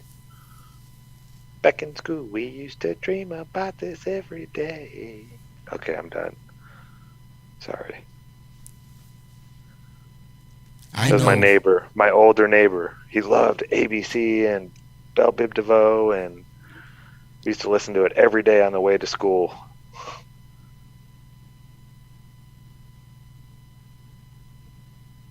Steven Mizamakowski. So I don't do any freestyling myself, but my buddy Larry loves to have a couple beers and get really stoned and just freestyle. And I know him. Over the years, I've learned his style, and I know that just putting on that beat would definitely inspire some lyrics. So if you could have Mike, if you wouldn't mind, and I'm just going to throw this out there just because I'm here talking to you and you're there listening, typing in chat. See if you wouldn't mind just shooting me that instrumental from that. And I want to see if I can't record Larry. I know I'm going to get him out here one of these days, soon. Even if I got to go out there, pick his ass up, and drive him back out. I'll get Larry out here, and I will put that beat on, and I will have him freestyle to it, and we'll see what he can come up with Mike's beat. But yeah, perfect word for it. Not one I usually use, but yeah, I loved his beat. That was it. Let me go ahead and answer this before I get sidetracked again. Just hang in there. I'm coming. There we go. Hello, caller. How are you doing today, caller? Who do we have here? Oh, what's up, guys? What's happening? What's up? How was your ride I'm on the chat. Hey. Flatlined. I flatlined. What's up? You flatlined it. Is it working? It's rainy. Oh. Yeah, we're picking you up loud and clear. So, oh, cool. How was your first get together with a bunch of crazy, nutty flat earthers? Did you enjoy yourself? Yeah, I'm a crazy, nutty flat earther, so I guess I fit right into the group of nuts. It was so good. I loved it. My stepdad drove us from New York. Well, I live in Pennsylvania, but he's from New York. And yeah, like he was insisting to go back, and I would have just stayed there until I could barely figure out how to get home. Like personally, I would have just hung around till away. But yeah, I loved it. Cammy, and your table was so cool. Like I was like mind blown. So hard. It was so cool. Yeah. And I love the Tesla coil because like I've never really seen one in person, or a Van der Graaf generator, so I was geeking out really hard. It was so cool. And the gummy, I don't know if you had the gummies downstairs. They're like adult gummies from Handcrafted with Love. No, I didn't get a chance. I didn't even see them. Those were so good. Like, oh my gosh. Like, they were like weed gummies, but I ordered her extract she made it with because she grows it herself. And it was like, I have had bad experiences with weed where like, I don't know, I guess I do too much, but it was like the right dose. That I had like, I don't know, it was like the best. I love that place. I'm sorry, I'm talking so much. Take it back. Did you just say too much weed? I mean, for me, I used to do K2, and like I grew like so many like THC receptors in my brain that when I like take a hit of weed, it's like I feel like it 10 times more. I think, I don't know. Just to be honest, I've done like every drug under the sun at some point in my like youthful life, but. I mean, too much weed, yeah, it's good. Like, if I have too much weed, I'll feel scared as fuck and be like, okay, I'm going to die at any moment. Like life is, like, we're mortal, and I repent for my sins, and then I feel really scared for my sins that I did. But then I build, like, a crazy pyramid with neodymium magnet spinners, you know. I, like, do a lot of good stuff. So weed is good. You know, it's good medicine, but sometimes it's a little scary, like, you know. Did you ever hear the cop and his wife call into 911 after they ate a weed brownie? Yeah, that was classic. When you were saying that, that's kind of what I was started thinking of. Like, oh my God, I'm dying. And they're like, And the guy calls into 911 and he's like, I think we're dying. And then finally he's like, I think we're dead. Yeah, like, do you have a fever, sir? Do you have a fever? Like, he's like, I think I'm dying. Yeah. We overdosed totally on pop brownies. Yeah, I I think if handed you out take, a you take couple GABA inhibiting brownies. drugs, it boosts it. But now I'm so into THC, like at a healthy medicinal dose. Here, I'll take one. Like, I love like a low dose every day, which I didn't know. I didn't figure that out sooner. I was just like, I don't know. I liked CBD for a little bit, but then I realized CBD boosts my testosterone like too much, and I was becoming like a guy. Yeah, the CBD weed is like, it's too male hormone. I don't know. Can you hear me? I'm sorry. There's like so much of this. No. Yeah. No, You're coming through. Yeah, you're doing wonderful. The Flattoberfest was amazing. I want to go again. I want another one. Here. Sorry. Here. What? I haven't heard about Solar Return, but I'm hoping that we're able to pull another one together. We're going to make her do it. I mean, we're just going to have to make Karen do. We could do it ourselves, but I think it's more fun to make Karen do it because she throws the best damn parties. She's really good. She really was good. I know some people over on the West Coast need to start up we have the equinoxes covered, now we need the solstices covered. Oh, yeah. Let's find another somewhat normal place. That's one thing that was so nice about everybody coming here to Kakalaki was, 90% of the people, maybe 80, Kakalaki, 85, weren't wearing masks of the normal people. We had so many people come here and they were just like flabbergasted, like, I didn't know these places still existed. Like, they walk around you gotta and they're come the to only Pottsville, person. Pennsylvania. We hate the mask here. We look at you if you wear the awesome. mask and we actually tell you take it off. If you walk into the store with the mask, they'll be like, what are you doing? Yeah, we need to find a place like that out I west. didn't do it, but Somewhere out west, and we can do the solstices there. Yeah. Then Jaron can be involved in great. that That'd one. be It's great. not traveling so far, and but we need this to be more than just every 6 months, in my opinion. These are needed. There was way too much time in between them right there. Totally. I will go. I will drive everywhere. I will do it. I'll go. I don't care how much it is. I get Social Security, but frig it. I don't care. My whole check go. I don't care. It's worth it. Spend out of what God gave you for good. Don't hoard money. Just go with the flow. And man, I was actually not to change the subject too hard, but it blew my mind. I was talking to Campbell at Flattoberfest, and we were talking about ancient technology, and there's like cover-ups, propaganda of the time. Can you still hear me? I'm sorry, I can't tell. There's like a storm. Yeah. Outside. Yeah, we hear you. I don't know if it's affecting. Oh, okay. So we were talking about like the red Mercury, right? Like it doesn't show in a mirror, and garlic repels I've seen red the Mercury. videos. I've seen some hoax videos too, though. Until I play with it myself, I don't know. But yeah, I've definitely heard of the red Mercury and the weird. That's true. things. Yeah, I mean, anything like that. I would love to get my hands on Mercury and do experiments with it. I'm so interested in Mercury. I mean, but think about Dracula. Mercury was supposedly, I believe in a reset in the 1800s, so the dates kind of don't make sense to me, but they say from the 15th century to the early 20th century, the early 1900s, that it was used as medicine. But then there was a lot of anti-Mercury propaganda in the early 1900s. So I was like, well, Dracula came out in 1920. So Nosferatu, and just thinking about how maybe there was subliminal propaganda against Mercury use to try to scare people away from it by making a character that kind of subliminally represents Mercury, a person that can't be seen in a mirror, repelled by garlic. You can't stab him with a metal stake because the metal is eaten by Mercury.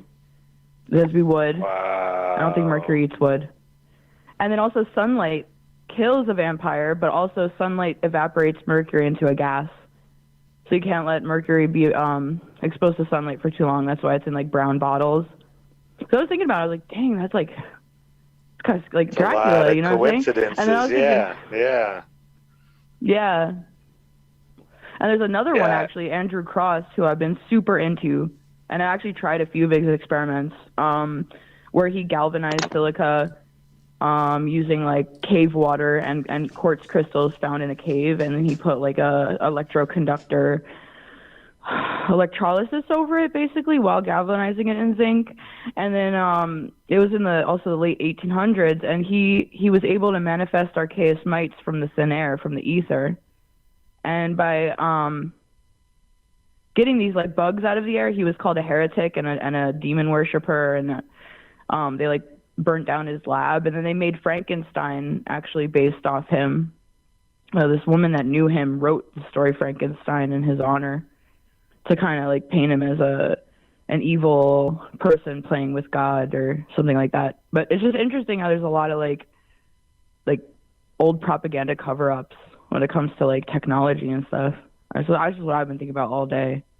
But yeah, the Dracula one's too uncanny though. It's kind of, I want to see if Red Mercury does actually not show up in a mirror, because that would be cool.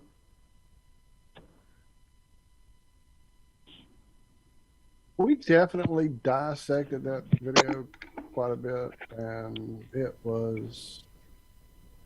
quite a few sleight of hand tricks that could easily have explained a lot of it. But yeah, I would like to, but having just to see some myself. Yeah. Well, I saw that like that there was like garlic that did move the mercury. The mirror, he could have like moved his hands, but you could see that's the same hand, and it's like the same angle if it would be a mirror. But then again, like we distrust the TV and that Photoshop stuff too. I mean, like I don't. Did you test it with a thermometer? I tested with thermometer. Did I? Yo, I blacked that out. Like did I really test it with a thermometer? Did it work? Yo, oh my gosh, yo, I did actually test it. Boom. Oh, yo, I don't remember that. The demons made me forget. That is crazy. I took, but I don't think that was a mercury red thermometer mercury. and put it in a. Yeah. Yeah, there's a difference between the stuff they put in thermometers and the stuff that they call red mercury. Right.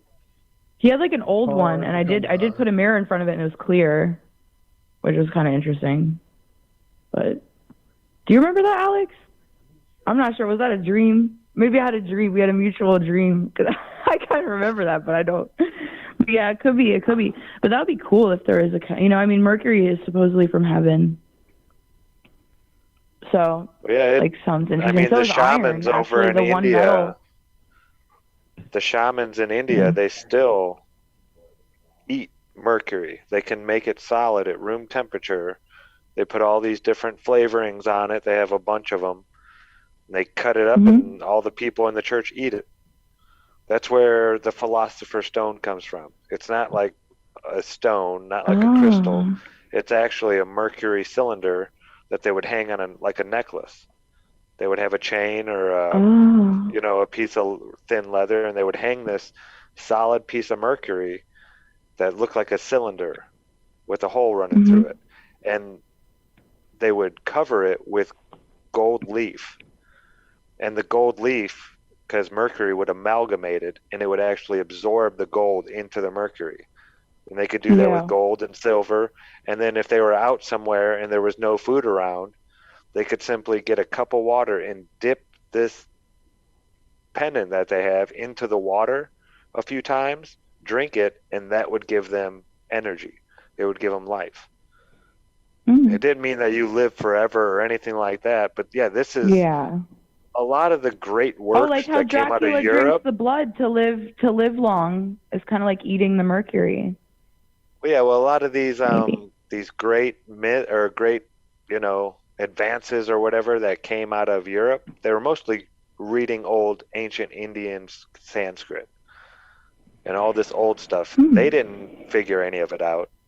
That's how they claim Isaac Newton died from mercury poisoning. He was trying to figure out how they did that stuff.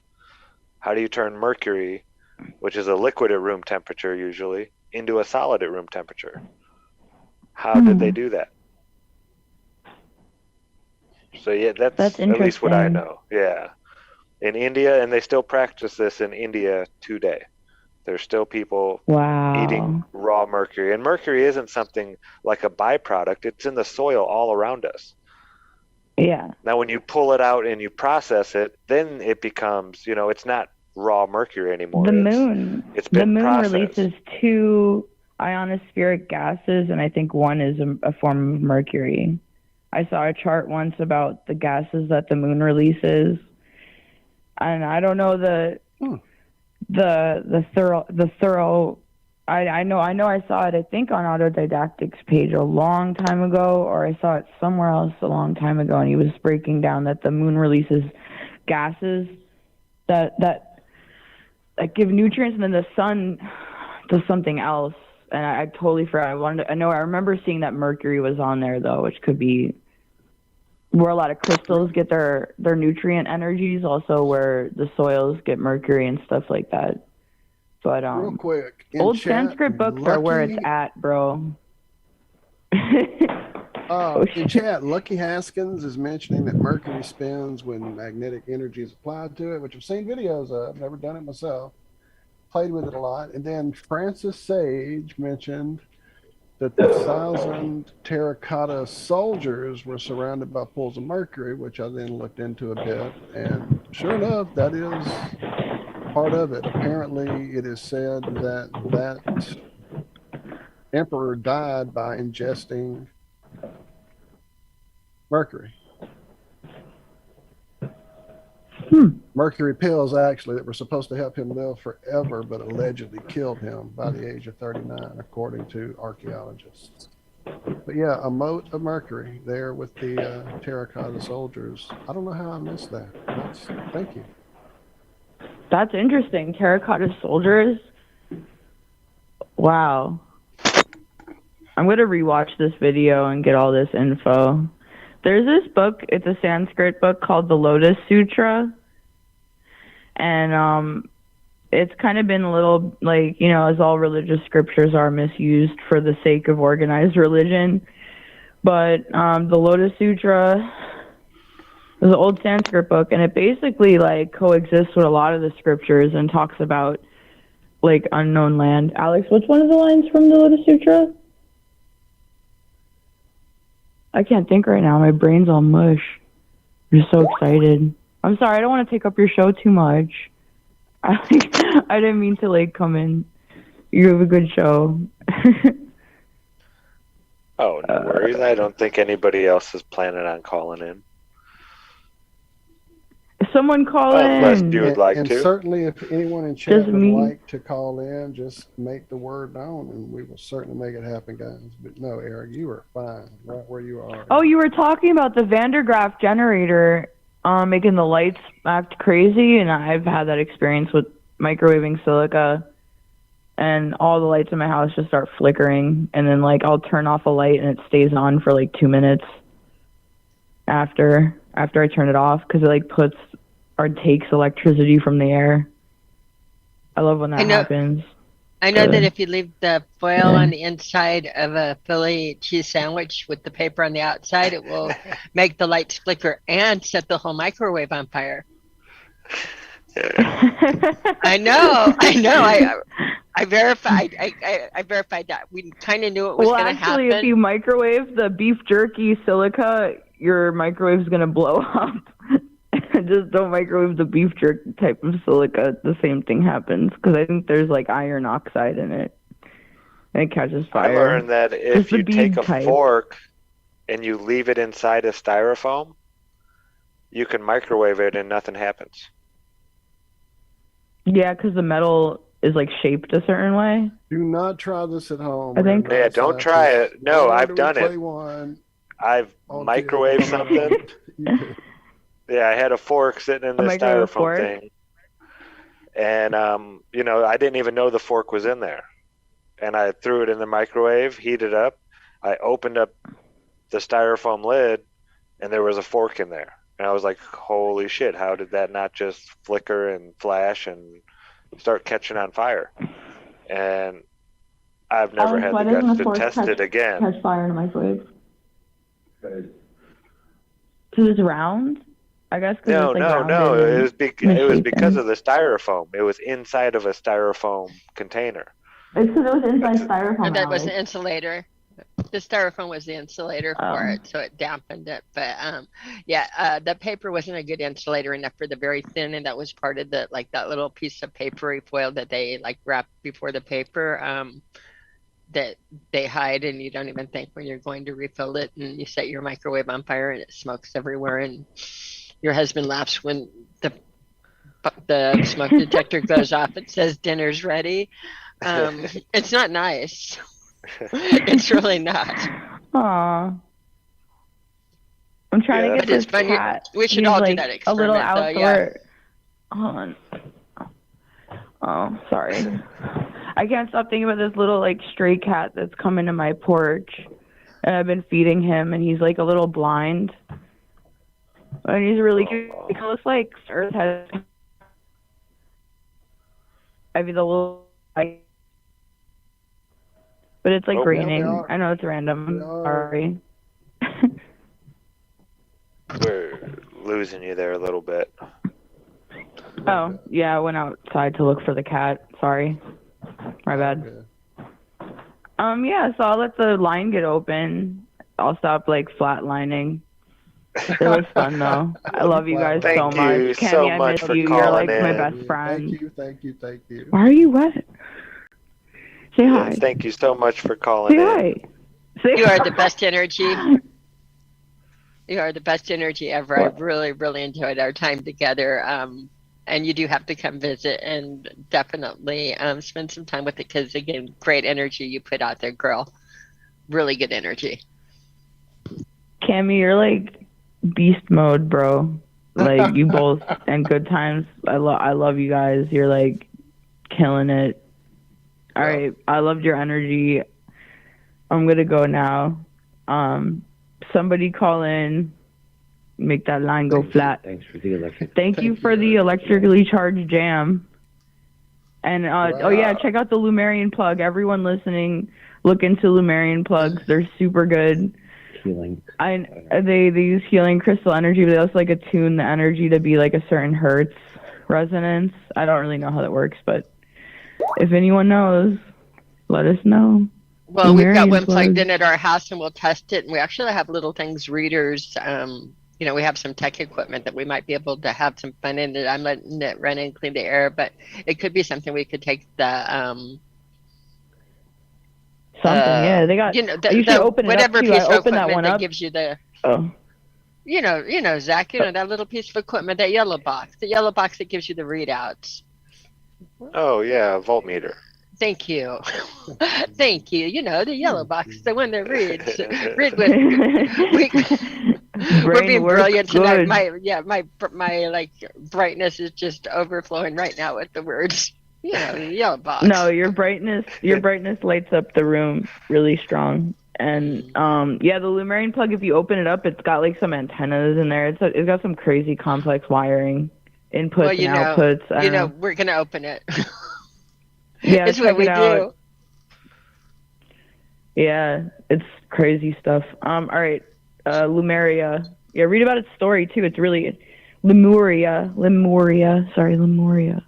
Read about Lemurian technology. All right, bye guys. I'm gonna go now. Bye. Hope Bye, Bumble. Erica. Bye. Love you. Bye. Jana Armstrong just put in the chat something about lead paint and umbrella or punks, but lead paint, we wonder if they made it illegal because of the fact that it would block signals where, again, they can over listen to anything you're saying, and lead paint would effectively clear it out. So we're wondering how evil lead paint really is. Somebody's calling. Not at all.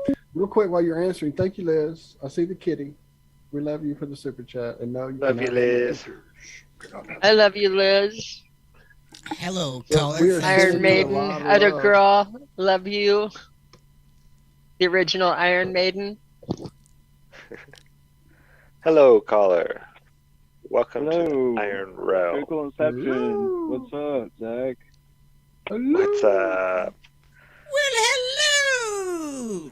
Alex, how was the ride home, Cammy. man? I know you hit some traffic there. I was watching you in chat.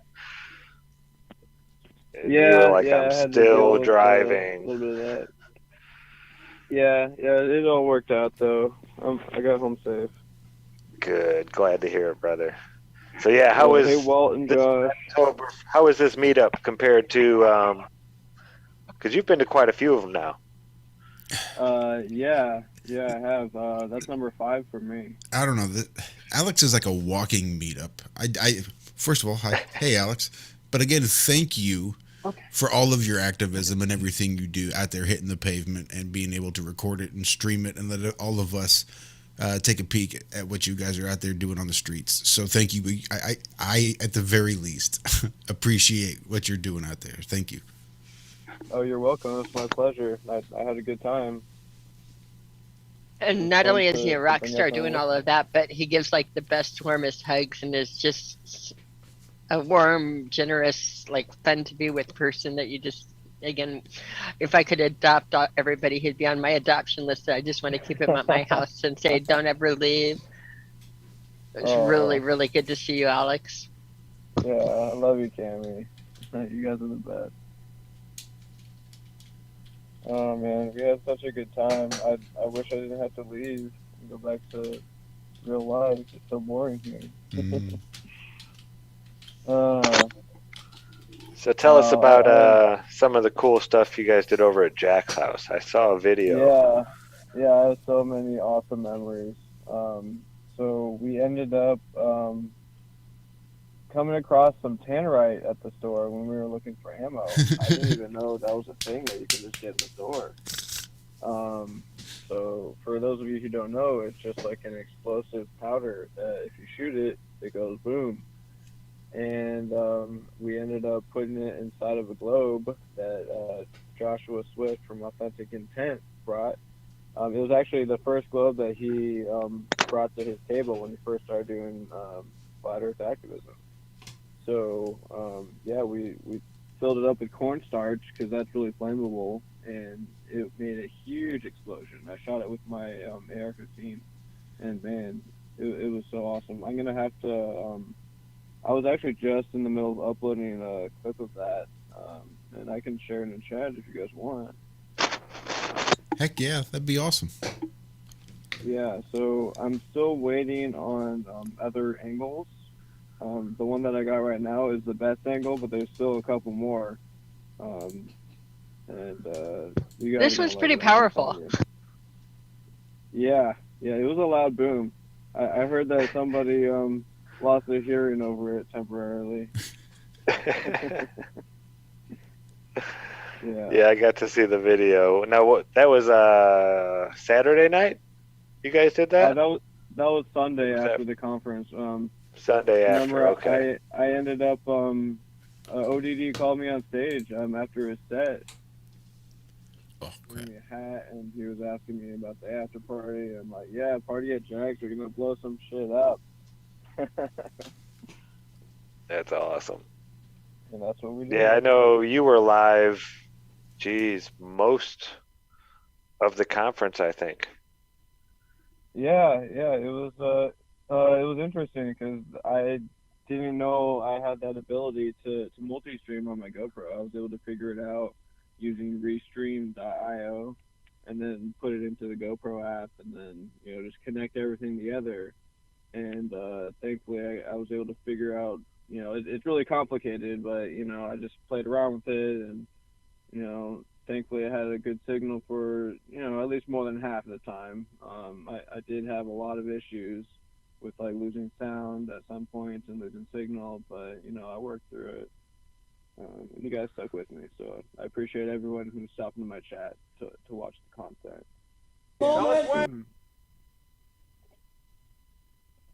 Whoa, was that a video? Yeah, sorry, I was pulling it up. Is that the video? Yeah. It is Alex's the link I audio. posted? Yeah, it's all routed to the same channel, unfortunately, with the Flatline and my YouTube on Google Chrome. I've not got those separated like I probably should. Okay. Let me get this set up, and I will. Do you want me to share? I think I got it. I think. Let me do that there. Yeah, just Jack's backyard. We do this here. I think this is what we got going on. Tell us when. Ready when you are.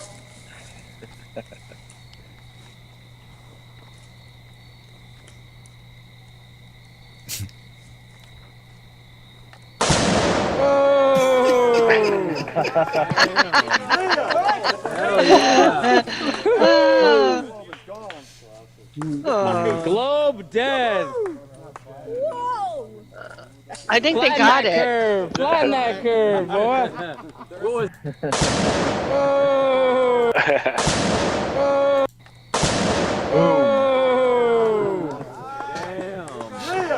Hell yeah. Globe dead. Whoa. The stuff you've seen perform tonight on Iron Realm Media do not reflect it. I'm just joking.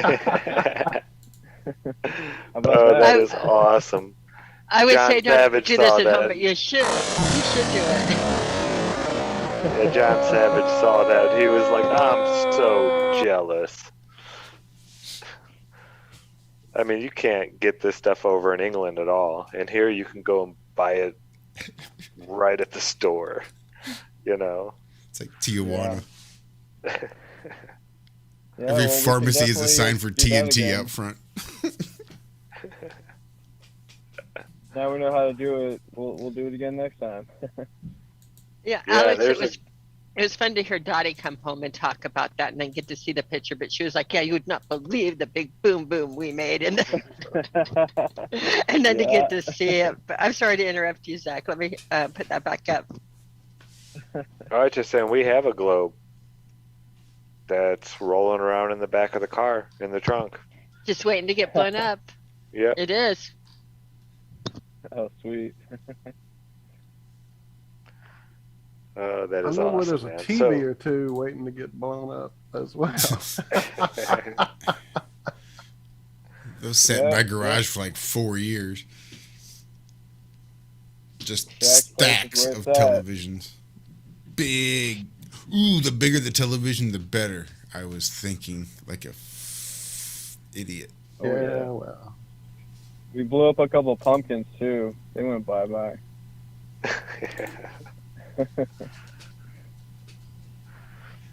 Oh, that's awesome. We had pumpkin decorations in a jewelry store that was up on the 10th floor in a downtown building, and the owner made a mistake of telling one of our more warped people to get rid of them, and they did. They committed suicide out the window and splattered down 10 stories, but we didn't hit any pedestrians. I mean, we watched for that, but yeah, I remember pumpkin suicide, and they did the, oh no, Mr. Bill, no, no, jumping, the pumpkin's jumping off the cliff. Oh, that's priceless. So what do you think, Alex? How would you rate that one out of the 5 that you've been to? That was the best ever, 100%. Yeah, I think so too. It was. They all just get better and better every time. It seems like we were missing a few familiar faces. You know, some people from Canada didn't get to make it. Yeah, Mac, Scuba Dracula, yeah.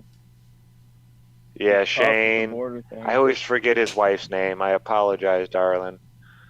But they were the Canada crew. Shane- I'd seen them since Shane? Denver. Do you say Shane? Yeah, Yeah, Shane and Andrea. Andrea, that's it. I always want to say Angela, but I know that's not it, so I don't say it. Andrea. Yeah, they're great. You.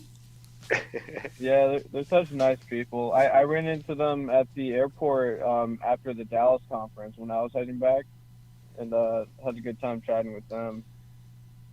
Yeah, just good people. Yeah. But yeah, we missed a lot of the familiars that were always there that just couldn't make it because they weren't going to fly. But there were so Mark many Sargent. new people.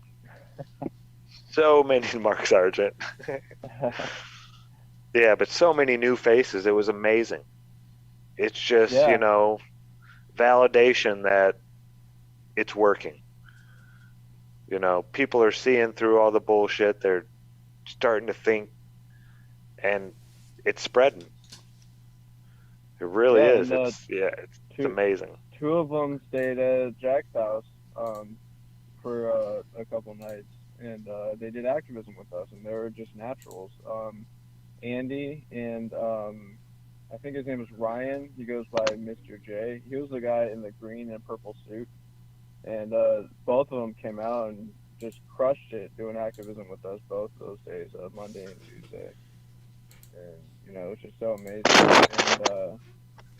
And Monday, for anyone who didn't see, you got to check out the streams that we did going to a college that was nearby, Wofford College. We freaking flipped that place upside down. It was amazing. Like, we just started off with a couple of us trickling in on campus and handing out some cards, talking to some people about flat Earth and, you know, the other stuff that's going on right now. And then we were telling other people, our friends, like, okay, like, come meet up here. And then everyone just started coming to the college in droves. We had over 20 people there at one point. And then we just started having conversations, and then we ended up at one spot, and the crowd just kept coming of students just, like, wanting to hear about flat Earth. I mean, some of them were, like, you know, they wanted to mock it, and they were, like, upset about it and thought it was stupid, but they were still engaged and listening in. And there was at least 50 students at one point in, like, one little area just hearing about flat Earth, having a conversation with all these activists. And, you know, it was getting really intense, and the cops showed up. They wanted to kick us out, you know, private property, this and that. But, you know, it's technically a public forum. So where the public can gather, you can have free speech there. So they didn't have the right to kick us out. But, you know, authentic intent was, like, so close to getting arrested. The cops were out. Cop was like, put your hands behind your back. And, you know, he wasn't going to do it. And we just stood our ground. And, you know, we eventually left. But, you know, we made a huge impact. Like, they will be talking about this for the next year at least. Don't forget that there are those things called limited public forums, whereupon you're limited by the time, place, and matter in which you're actually doing your public activities. So as long as it's, like, open to the public and you're not there after hours and you're not there causing a huge scene, and you're in a place that's accessible to everybody. If it's open to the public, then you should be just as able to be there as anybody else. And public forums and limited public forums do have a little bit of the different rules, but again, time, place, and manner. As long as you can be there with everybody else, then there's no reason they should be able to haul them away. That's awesome. Yeah, it was right by a public street that goes through the college. It wasn't gated off or anything. You don't need a ticket to get in. Like, you know, we had a right to be there. Now, one of the interesting things about this, you guys don't know Wolford College unless you live here. It's a very historic college, founded in 1854. We're also it's right next to the University of South Carolina upstate campus. We are in a college town, and one of the things that when we were doing venue, looking for good places to, you know, have the venue, you have to admit, I think we picked a good place with the open street, you know, seating and everything right behind it. But Wolford College, they have an auditorium that they rent out for events.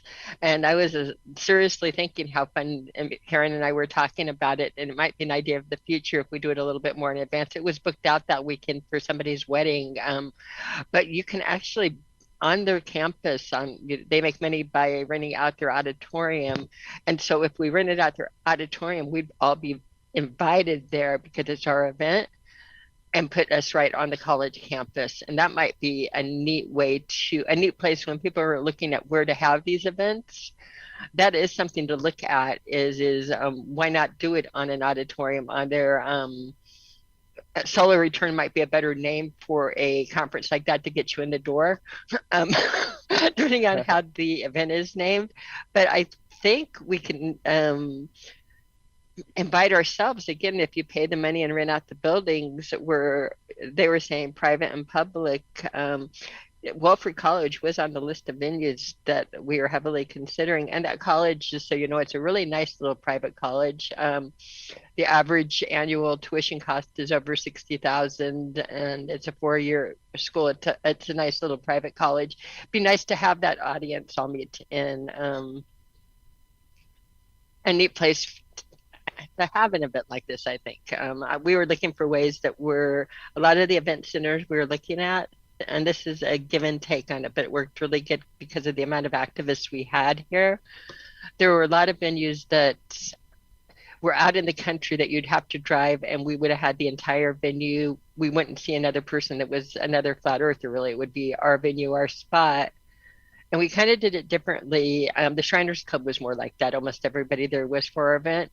Where we were here in the middle of downtown and opened up to an open where all the restaurants and the theaters and all the fun district is of downtown Spartanburg, it opened us up to public and opened it up to talking to a lot of outside people. And I think that was really fun about this venue is the most that I think of all the conferences I've done, and I've done all the ones in the Americans. I've done all the Flat Earth International conferences up in Canada and in the States, and all the Flattoberfest and Solar Returns. I just have not done the overseas ones. But out of all the events, I think that we had the most interaction with public. And I think a lot of that is what it's all about. And we had some of the best activists there, so it was a really neat combination. Have people right there to shoot to you. Yeah. When you have Austin, Joshua, Alex, just all these people that are so good. Tommy. I mean, the list can go on. There were so many of our activists all together in one spot that, yeah, like I said, Spartanburg is forever changed now. Mm-hmm. It is. It is, and the activists, you made your mark on or deciding on where to have the venue. That our activist attendance was so strong that it's like, how can we be shut off where you have to drive 10 miles down a country road to get to the venue, and it's all private. The interaction was a huge part of it this year, and some of my favorite parts of it. And Alex, she made it happen. And even if it wasn't at Welfare College, it was now. Not Bob. Oh, not Bob. Eric. He was handing out street chalk at the door. And I saw the earth is flat in chalk on the sidewalk in like 100 different places. Nice. All over town. Yeah. Great or you'd see the earth is flat and then 20 feet down, the earth is still flat. Oh, it was hilarious. And the that place is... that David Weiss brought, those were great. People loved them. Yeah, the blue dots. Yeah, that was the coolest picture ever. It says, "Are you a blue dot?" And it was taken with his drone, and everybody had those blue discs holding them up in front of their face. Right in front of the billboard. Yeah. That's fabulous. We were like 5 minutes late for the billboard picture, so we didn't make it, and then everyone got Same here. Out. That was really lame. Yeah, I wasn't in it either. Same here. There was a lot of people there, though, already. A lot of people. Yeah. And there were like... That was totally a glove head. 2 or 3 times as many that didn't make the picture, because when we all showed up there, the people that owned the parking lot, the little State Farm agent, was really, really angry and furious at us. We took up his parking lot, and his customers could not. It was a Friday at 5 o'clock in the afternoon. My customers wouldn't be able to get to me. It's this little bitty building and a big, anyway, a parking lot that's always empty. We know because we keep on driving by and stopping by the billboard. And he had another parking lot. And he had another was like a separate parking lot. And his parking lot right in front of his building had like 4 empty spots. Nobody was parking there. We all parked in the other parking lot.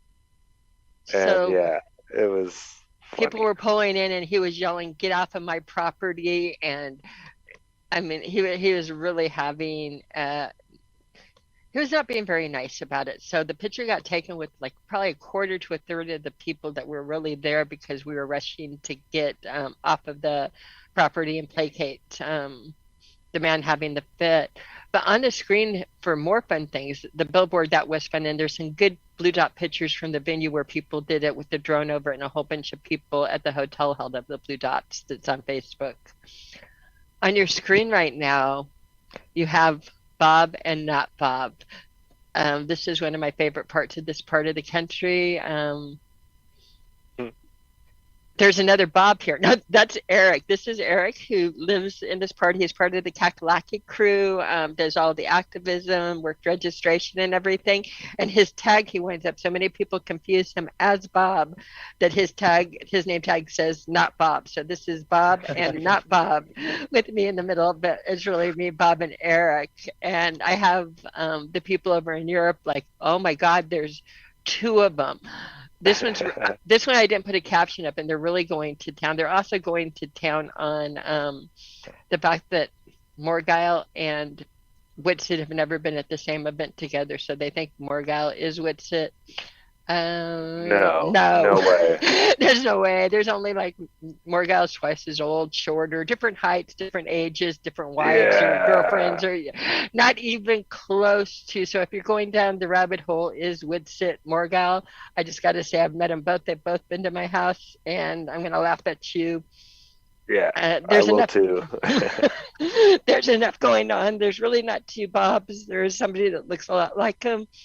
And Morgile is not Witsit for our completely paranoid conspiracy people. Stop And sharing that. Witsit's lady, she can sing. Kai is talented. Yeah. That's yeah, them on the background of the screen too that I had up. They were, before I stopped sharing, that was Kai and Austin in the background. I think I quit. We'll share one more time and put them up there, but not a good one. But if you look carefully, if you put them, there's Kai and look, who's that? Who's that handsome guy right there? Zach Zabala. This is Karen for the people that were working in the event. There was another upstairs that nobody knew about, that we were all sneaking food and putting a lot of it. I see Marty Leeds down there. He did a great presentation as well. Leeds, he knocked it off of the chart. Just so much fun. Yeah, he's doing that. Yeah, we are all, in case you wonder, do we eat? Yeah, we all snuck up here, and Karen had them had a lot of food out there for us, because you know why? Karen's the fucking best. Yeah. When the little details that other people don't think about, like I know everybody working it won't have time to eat. Here's this place that you can go, and I've got it all taken care of. So little things like that make it really special, and they go a long way. Love her so much. And I can't say thank you enough for making this happen, because we all needed it so badly, and it felt so good. Yeah, that's really nice. Another thing that we did, speaking of Austin and Kai, we ended up going to the go-kart place, and that was pretty awesome. It was me, Authentic Intent, Chris, Kai, and Austin, and we all raced. And those things are pretty intense. It's a real workout, because you need to use like your arms and your legs, and just going around the turns and drifting and everything. Man, it's a wild ride. It beats on your body, doesn't it? Yeah, I wasn't expecting that. But yeah, we had so much fun there.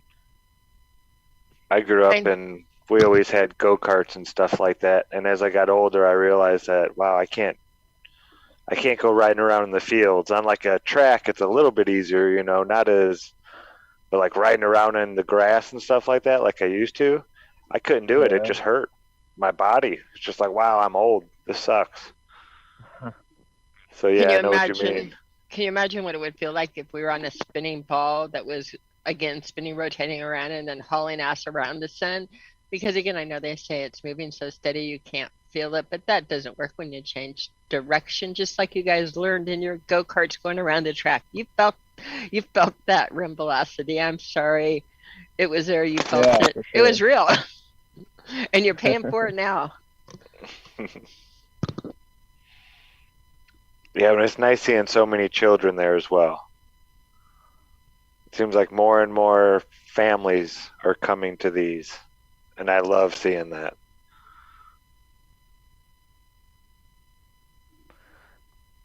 So what do you think, Alex? They need to start something on the West Coast?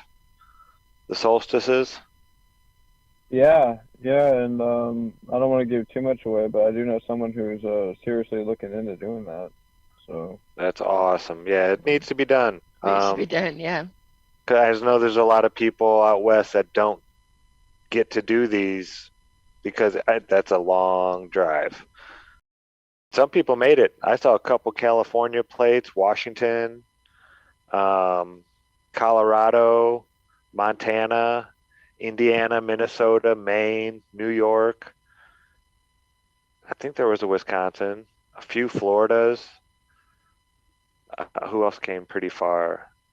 Missouri's. Yeah, there was people from all over the place that came. We tons of people from Colorado, tons. I got to see all of my people, Spicy Sarah and Griff, and I mean, we had so many, Brad, so many people that I knew from Colorado and that were part of our meetups, and that felt so good. Just made me a little bit homesick. But again, people from all over. It's good shit. yeah, Liz, I'm ODD glad your TV. headache's gone. He's still in Colorado, right? ODG. I think so. He's talking I'm not Florida. sure. Yeah, I didn't get a whole lot of time with Matt at all. He was always had people around him all over the place. And by the time he was walking around like Sunday afterwards, I couldn't talk. My throat was gone by then. Yeah, it really, I mean- really takes a lot out of you. My brain was telling me, yeah, let's stay for another 4 hours till 3 a.m, but my throat Right. was saying, there's no way, dude. You need to stop. You need to shut up right now. Just quit talking. Yeah, I think I only got about maybe like 15 hours in a whole week I was there. Yeah, I was pretty out of it for part of the time, but you know, I kept on pushing. Just wanted to see everyone and hang out and, you know, just enjoy the time together. Because, you know, it's such a blessing to have that. And I'm so thankful that Karen was able to put that together, just to bring everyone together. You know, like, we need that now more than ever. For real. For real, Yeah. We're so it meant a powerful lot. together. The other We thing can on the accomplish West so Coast, much. yeah, on the West Coast, the other thing that Karen bringing the children there and the whole families, children are free at all of her events. It makes it, when you're a family, it gets so expensive so quickly, but family is why we're all doing it. So when you see the children in all ages, and again, people come as families, it adds a whole nother dimension. So it's another neat thing that Karen does right that I think brings a lot of added dimension. That mine when you put Yeah. together that West Coast one, we're giving you the tricks. And big shout out to Dr. La and the whole crew that was given free massages like all day long, Saturday and Sunday. I mean, you should have seen Yeah, I all got the one people of those. before and after. You could Thank tell. you. Thank you very much. And Yeah, Reed in chat said Dr. La fixed my neck big time. Yeah, they were doing some magic over there for sure. Reed I heard in it, chat nothing but fixed my good. demonstration big time. Reed brought to me a pad where I was doing piezo electricity and that. He gave me like a pad where you draw on and then you push the button and it clears everything you drew. So you know, again, but just a sketch pad so you can draw these concepts really quickly and clear them like a chalkboard that lights up that you can show people, the small group. But he not only brought me like a necklace and presents, and Reed does so much for us all the time, but he's like thinks of ways that people get the most out of it. We have rock stars that make this happen, that people bring pieces that put the whole thing together. So anybody that got a piezo electric demonstration, that was compliments of Mr. Reed Millens in the chat, that I wouldn't have had the pieces to do without it. And people were liking that on how that works, how the electricity works and how to make the sparks. It's a fun one, fun demo. And thank you all for the donations, really. Yes. You know, I had a bunch of jellies and stuff out there and preserves. And it was just like, just any donation, whatever, you know, just throw whatever in the pot. And some people were taking one jar and leaving a 20. And it's like, oh, come on, that's insane, you guys. You don't have to do all that. But no, thank you all so much, because that's all going to go right back into, we've already got our eyes on toys for next solar return. We do, and I have to figure out a different system, because I was trying to sell Glowbusters and Tyrannism t-shirts, but people kept on looking at my table and wanting to buy things. And these are my crystals and my rocks and my my toys, right? And I was like, no, it's an exhibition. You don't get to buy anything on my table. No, but that's not. It's not a good. I forgot I had t-shirts behind me. I entirely forgot, but I need to maybe have filters or things available for people because they want to. But it's so funny. They're picking up my celestite and the fluorite that I found in Moab, and these things that have meaning that people have given me gifts. It's like, oh, Reed gave me this touchstone, and they're picking it up. Can I buy this? And it's like, fuck no, get your hands off my stuff. So I need a different approach to that. But thank you for people still looking at me smiling and donating anyway, even though I was like, no, somebody gave me this. This means the world to me. I need to have more things that people can touch and bring home with them. So I live, I learn.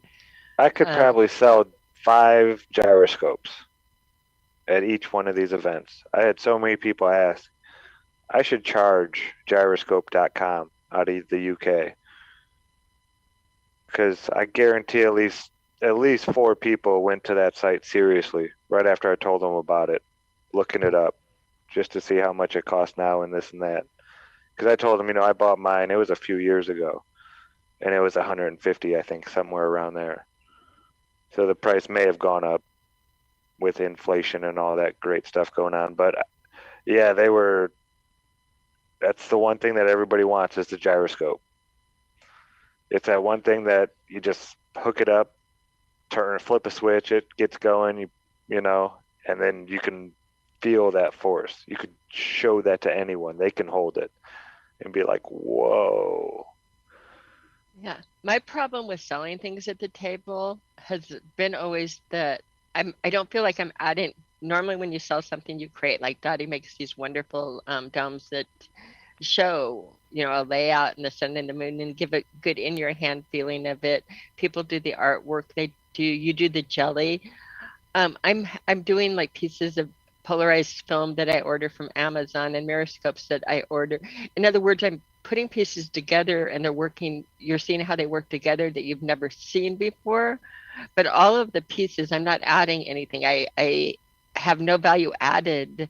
I have been giving people the links to like the polarizing film that you can get for a couple of dollars. It's not expensive. I could bring it there and even just pass it along for that, for their donations, but it always feels funny. Or the rocks, I'm not adding anything to it. I'm not doing any artwork to it. I'm not, like, again, you're making the jelly. It's like you saw in the gyroscopes in a little bit. It's like you didn't add any value to it's already packaged and up for sale. What did I do to this? So it's this weird feeling on putting things up for sale, because again, they're filters and they're miroscopes and they're crystals that I didn't make. I just acquired or purchased, or they were gifts or that, but I didn't add anything to them. I'm just showing how they work together, how you can, like with something doubly refractive and a Polaroid filter, you can look at things differently. You can watch the light jump.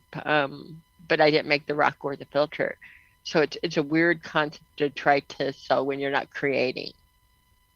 Does that make any sense at all? Mm-hmm. Yeah, I added Scotch tape though, right? You're right, BCB. I did. I put Scotch tape on a glass picture frame. Exactly. If you saw what I was doing, I saw there's that thing that people love the most with all the colors. That was, if you take a picture frame that you break the frame from, the piece of glass from the inside, and cellophane tape over the top of it.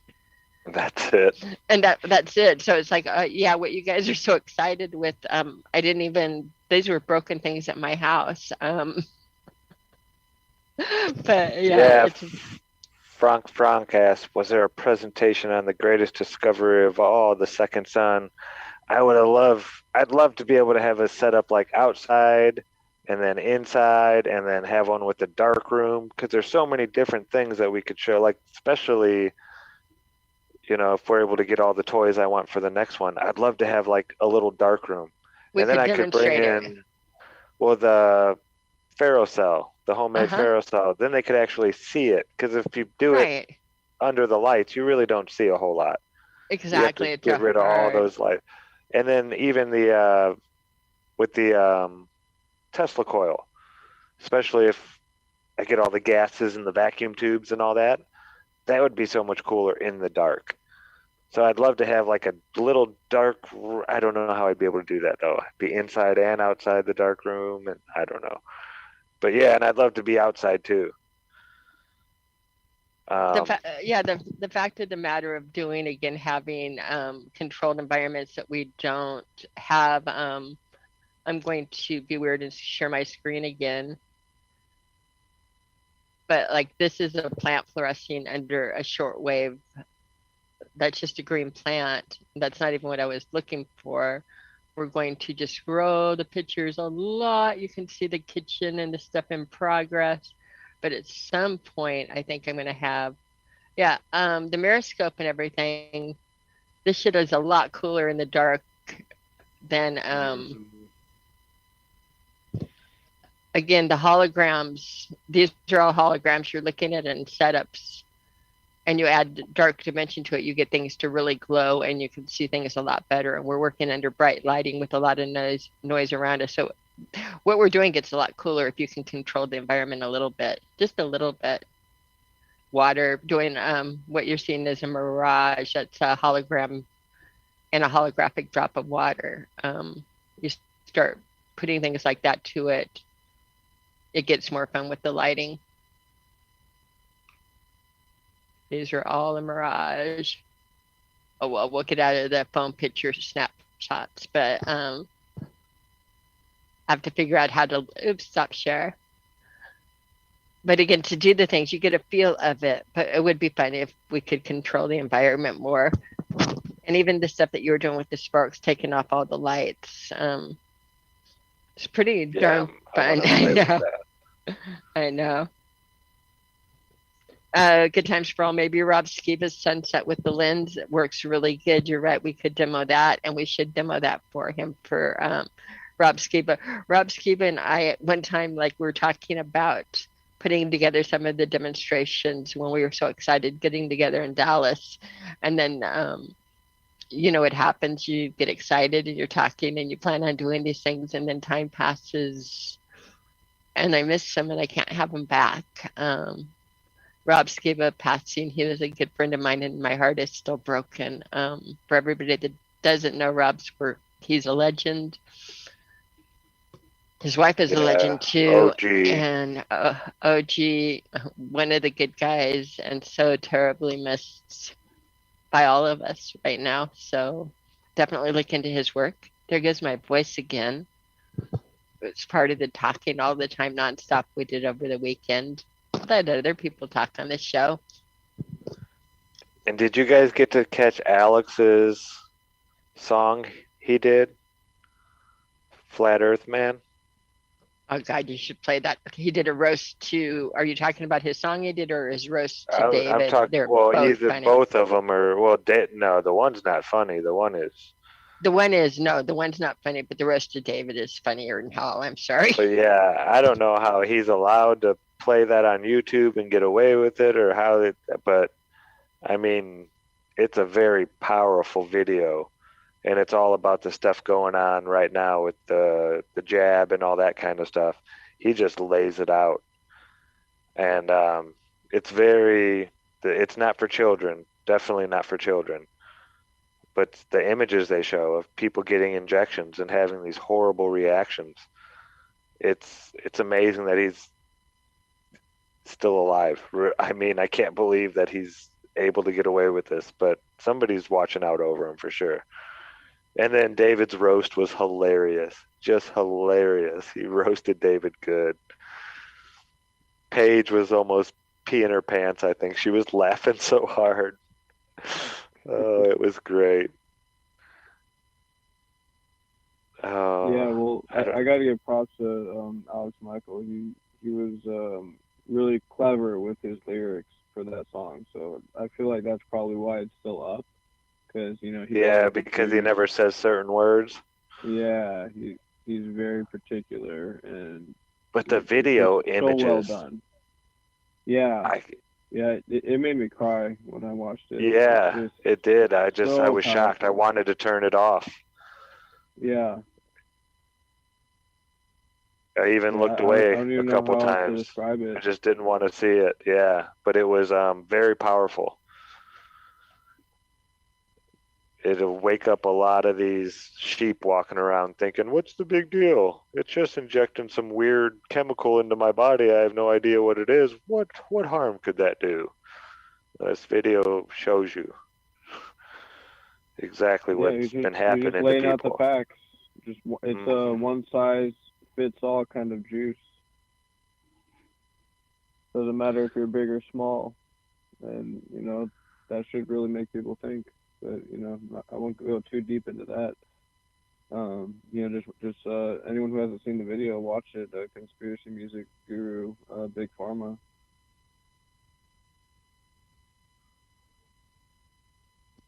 Here, I'll do this out here to Frank. He says that we didn't cover the second sun because it's just a reflection in the telescope and they didn't want to be reminded of the embarrassment. I'm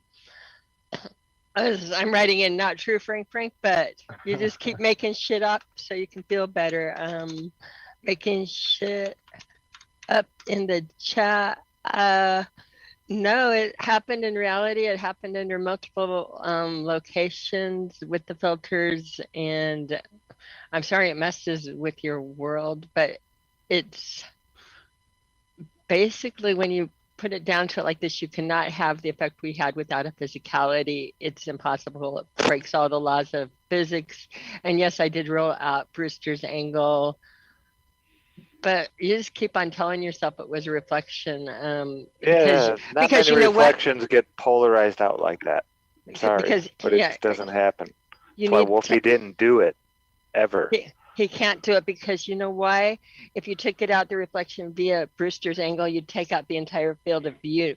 It wouldn't just particularly go to that one spot. And also, Frank, when you take a telescope and you look at something and you physically move the scope to another location, you're not getting a reflection from the place that you moved it from.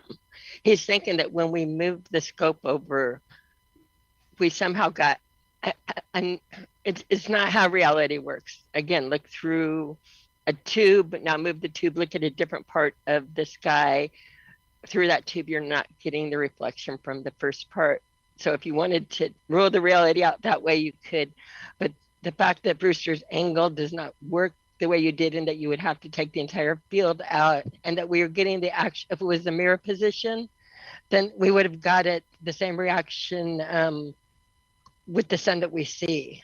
That it was selective in taking out that one spot means that somebody was either A, cut up a little bitty Polaroid filter and was holding it up in space just where we were seeing that light, or there was something physical up there. But with the magnetic field around it. But again, make shit up if you want to, if it makes you feel better. It's a little bit strange, but you do that. It's not that I'd love strange, to have it set up. It's really not that strange. Yeah. I mean, we could probably do this all night long, and that would be the extent of most of responses I would suspect we get are just shit made up. Yeah, I just handle it a different way. I just go pew pew. That's how to do it.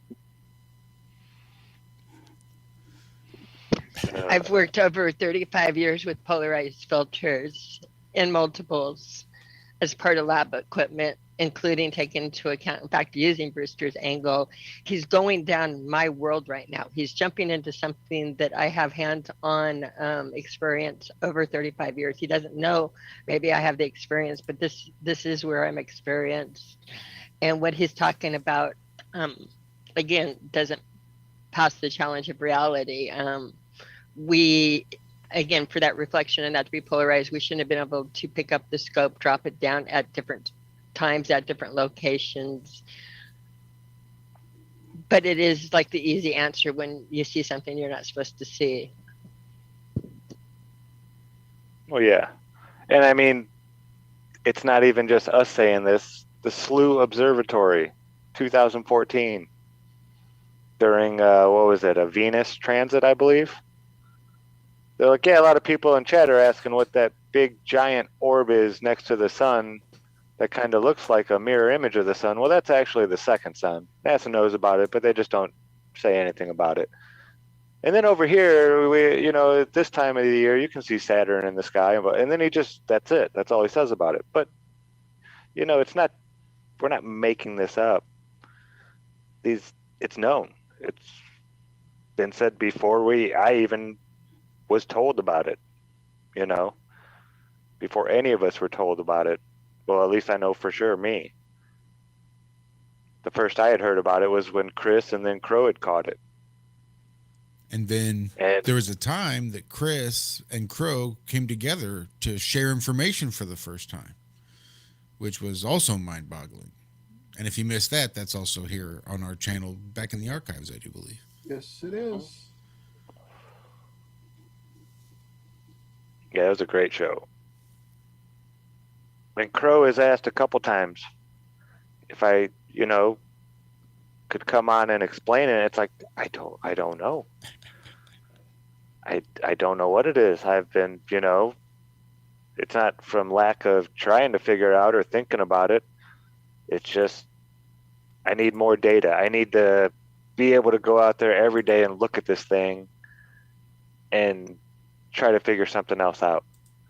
Because there's just too many gaps in data, and I like daily see if it changes its position compared to our sun and this and that. And then you can start to, like I kind said, of get an idea. Give us more data points. Give us more data points, but don't tell us it's not there or a reflection, because that doesn't work.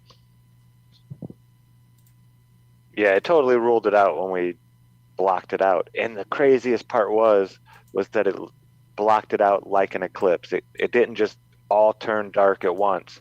It came in from one side and then covered the thing. Just like we see happen to the moon. It was, yeah, that blew my mind. And then I got a good question about the lunar eclipse and the way the shadow moves on the Earth. In the flat Earth model, it makes sense. Perfect. But in the globe model, with the globe spinning 27 times faster than the moon does its, revolution, I don't see how it could go. I know if they were perfectly in line, the rotation, yeah, the moon shadow would appear to go faster and it would go west to east. But with the Earth spinning that fast, 27 times fast, I need to see it modeled. I was asked to model this. I want to do it. It's going to be real tricky. But I'd like to see somebody, that's good at doing the modeling, the 3D modeling with the computer, do this first before I waste all this, not waste, but just go through all the motions of trying to nail everything down to get things perfect. You're going to have a little bit of a problem with that, Zach, only because of the fact, remember what I was demonstrating with the polarized filters and how they were letting light back in and adding them in if we were looking at like a lunar eclipse. That is a paradox. In other words, it happens in reality, but it can't happen mathematically, and they can't program it into a computer, just like our hologram had a temperature change. And that's, again, it doesn't work with the temperature change, and that really will work with the miroscope because it's a parabolic dish and it's focusing the energy. But they tell us that cold is just an absence of heat, and yet we projected cold. Again, when you look at, you're talking about modeling on a computer on things that like a computer a hologram. If you make an optical hologram, it does not have these functions to it, just the same as if you modeled the Polaroid filters on a computer. It's not going to work because it's a Well, paradox. yeah, I'm not saying about doing Oh, it you in a wanna flat Earth. I'm not trying to prove it in a Oh. flat Earth. I'm Oh, trying okay. to say it's not working in the globe model. Like the way that it goes. Yeah, this isn't trying to prove something. I'm trying to pick apart the globe with this. Oh, I want to model it in the flat model because it will work in the flat model fine if I have a big enough mirror-scope and some different things that you can actually model and scale down. I only use theoretical physics. I use real physics, and I theorize where we might go with them, but I don't invent any physics, and I don't like break the laws of physics doing it. So we actually hands-on test and experiment with things. We're just not talking. We're touching. Yeah, I'm going to drop that song in chat, that Big Pharma. Make sure the kids are not in the room when you turn it on, because the images are quite graphic. But yeah, this is a strong, very strong song. Well worded, as Alex was saying. Yeah, for sure. It's a must watch. I just shared it on Facebook today. We need to get that out there before it gets taken down. Yeah, definitely. How many views did it have? 38,000 views. It was put up 5 days ago. Yeah, it's still up. And then his one for David, I don't think that one's out on YouTube. I'm not sure.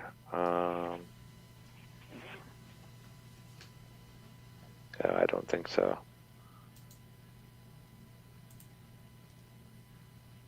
But yeah, it was hilarious. It was funny. Saying that he's just in it for the money and he doesn't believe any of this stuff, and I won't ruin it any more than that, but yeah, it's hilarious. Yeah, Dave had a couple words to say about that. Yeah, his wife. His page was cracking up so hard, she almost fell off her chair. It was great. Dave just sitting there with this shit-eating grin on his face. It's all out of good fun, though. Yeah, they're always picking on each other in the chats and stuff. It's hilarious. Well, thank you, Liz and Reed. Yeah, we love you guys. Yeah, this is, just us. These shows are just us hanging out. These are the ones we love the most, usually. I mean, we love all our guests, don't get me wrong. But when it's just us, it's like, I don't know. Kind of like a therapy session, group therapy. Hi, my name's Zach. I'm a flat earther. Zach. Hi, Zach. While you're looking for your video, I put the blue dots on the screen if he puts it up. This was at the billboard with about a quarter or a third of us there. Yeah, that's awesome.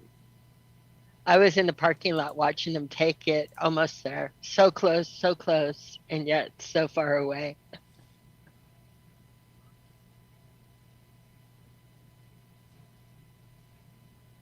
I had something to share. I was looking through my videos just to kind of like refresh my memory, and there was something that I wish I had caught on video, but I didn't. Something that happened at Delaney's Irish Pub. So it was Saturday night. I was eating dinner with a new guy named Josh, Chris from the Masquerade Tour, and I'm sorry, I'm forgetting the last person that was there, but we were having dinner, and we saw that of all the waitresses, there was just one who was still wearing a mask. And so David's wife had given us a couple cards that had the meme about the mask with like all the different masks you have to wear for doing different jobs, like for doing like spraying pesticides, for like a nuclear war, like all those different things. And then with the deadliest virus, you wear a little face nappy. And it's a link to his Stop Look Think website. And I wanted to hand that to her, and we were waiting for the right time. You definitely don't want to hand it to them before you get the food, though, because you want to make sure you're. Yeah. That's smart. So, yeah. I was basically just waiting until we were about to leave. And at one point, I noticed that she took off her mask to talk with another table that she was waiting. And, she seemed like it wasn't a big deal for her. So I was very surprised when, at the end of the night, I handed her the card. She ignored me and walked away towards the cash register. And so I followed her, put it on the table, and I said, "Here, inform yourself." And she blew up in my face. It was right at the front door. And it's a little profane, but I'm just going to say it how it was. She was like, "Stop it, leave me alone. If I want your fucking opinion, I'll ask." And everybody could hear that. It was loud. And I just, when I realized she was blowing up on me, I just started turning around and walked away and ignored her, act like she didn't exist. And it made her look dumb because she was just yelling out into the open, talking to nobody. And there was a cop right there at the front door just hanging out. And he looked at her and he's like, "Hey, watch your mouth." So that was pretty interesting. I wasn't expecting that at all. But some people are just they love their enslavement, and they fight to protect it. Yeah, you don't see a whole lot of liberals around here, but I'm sure there's a few. The super mass nut. That's what I love about this area. It's normal. It's like Bible Belt, Indiana. It reminds me of. Yeah. Yeah, but a lot of people were saying they were looking to move this way. A lot of people. Yeah, and that's something that I'm definitely looking into at some point in the future. I think that would be pretty awesome.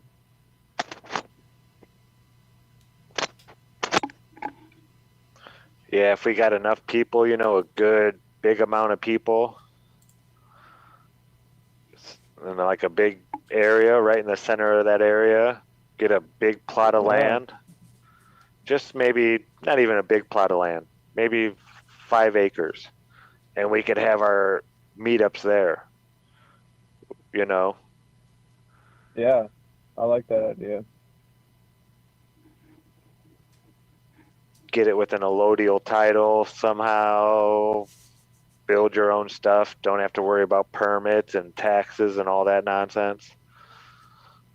Yeah, that would be awesome. Like a flat earth haven. I don't know. Yeah. I love that. I'm sure a lot of people would. Well, yeah, we were almost creeping up on 10 o'clock. We haven't gone this late in a while. I know. That's true, but to be fair, we didn't start till pretty late. Yeah. Somebody didn't get off their ass. I have 2 more quick memories, and then I'll jump off the line. These are positive ones. So, on Tuesday, we were looking for a place to do activism, and we were hoping that the University of South Carolina Upstate would be a good spot. And we went there, and it wasn't really crowded at all. There wasn't like a meeting place where all the students were gathered. So we ended up not going there. But while we were figuring it out, we were in the parking lot, and we did end up talking to a couple of students. And this one guy, I got it on video, and I'll be uploading it sometime next week. You could just the look on his face was just so incredible. Like you could tell it was me, Just Jack, Andy. We were flat smacking him so hard. He was just dumbfounded. His jaw was open, and the look on his face, it was just so blank. He couldn't comprehend what was happening. he was just like in another realm, you know, like, and he was just listening intently. Like he didn't have like anything to say because it just hit him so hard. You can see it in the video. Like I can't wait to post that. But yeah, that was a really positive moment, class smacking up there. And then the other one was, I think it was Sunday, later in the day. We were just walking back to our cars from dinner. This was like where all the restaurants are behind the event center. We were walking by the steakhouse, and out the door came this waitress that just came up to us and was like, "Are you guys all the flat earthers out here?" And we're like, "Yeah." And she's like, "Can I get a T-shirt?" Like, and she was just like so excited to talk to us. Like she wanted to know more about it, and we gave her some pamphlets and information and stuff. And that was just really inspiring. It was just awesome to see that she was like she wanted to know. You know, she's very curious, and she was really cute too. So, you know, I just had such an amazing time there, and so many good memories. I'm glad that I went there. I mean, you know, just driving 8 hours is nothing for me. You know, like I'll do whatever it takes to have those experiences again. You know, the people that you meet, and just being it's being with family. You know, they're family, hands down. Like even if you just met them, you know, it's so awesome. Yeah, at Solar Return, there were a couple people there that weren't, you know, flat earthers at all, and they weren't interested in learning. It was kind of weird, them being there. I'll just say it. It's pretty. I don't know. It's late. Children, plug your children. They were like part of a sex party group, I think. The stuff they were telling me, and I just turned around. I was like, "Okay, you guys have a good time," and walked away. But so I didn't see anybody like that this time. You know. Here's something that's always something I've thought about, a comparison that I've made. Having been in the lifestyle once upon a time, that same sort of acceptance, sort of flaws and all, that you find in the flat earth, there's a very similar vibe with that whole swinger lifestyle. Because everybody realizes there's the boundaries and the rules and sort of what it is, that there's a whole lot of leniency that comes up to that point. So you can get real comfortable real quick without things getting sexual or weird, because there's just this sort of automatic acceptance. Sort of, look, we're sort of on the outcast, on the fringe of what's going on here, and just that we can talk about it and hang out, and you know, even if there's no connection made, nothing happens, there's still this camaraderie, this commonality that's shared, despite of all the differences that you could imagine may arise in that situation. But it's very similar to Flat Earth in my experience, in that we share that common bond of sort of having that wink and a nod, shared knowledge of what's going on. Very similar to swingers and people in that lifestyle. Okay. That's kind of nuts, because I've mentioned it on the show before. I know if you guys missed it, but some years ago, I worked for some extended period at an adult store in the local area.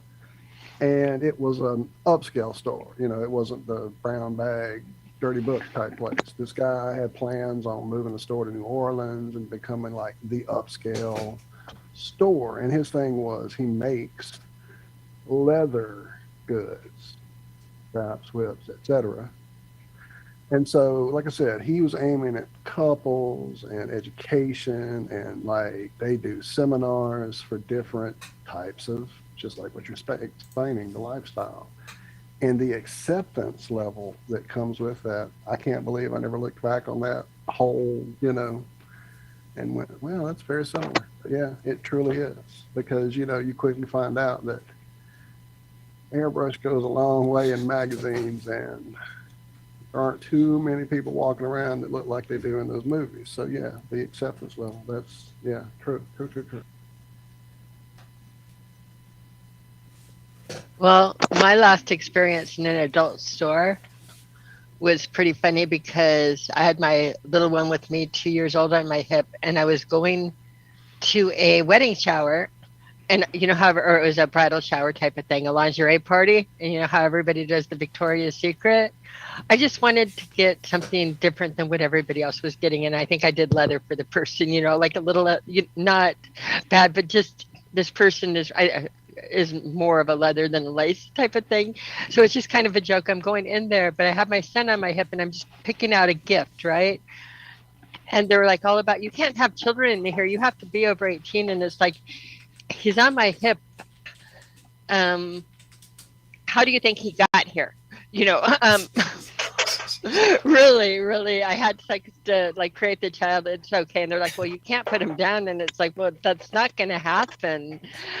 But it was a very upscale store, and it was they completely freaked out that babies could come from sex. I mean,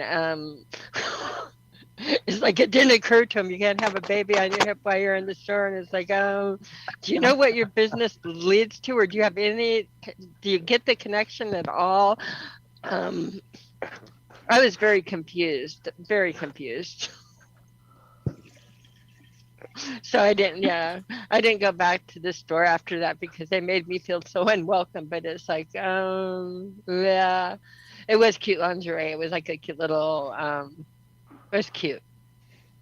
It was sexy. So I was happy it wasn't the same old Victoria's Secret. It was a big hit at the party. Big hit. And the grandmothers loved it the most. I mean, it's the funniest. So just the way it goes in reality. I don't know how we turned that corner. I think I started that.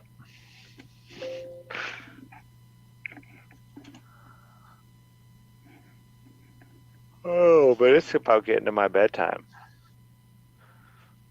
Yeah, no, I think you're right. I think it is about that time. Yeah, I got a few things I need to take care of. I just wanted to say shout out to Dottie's World, Just Jack, Authentic Content, and all the other activists out there who are putting in work, doing a good job.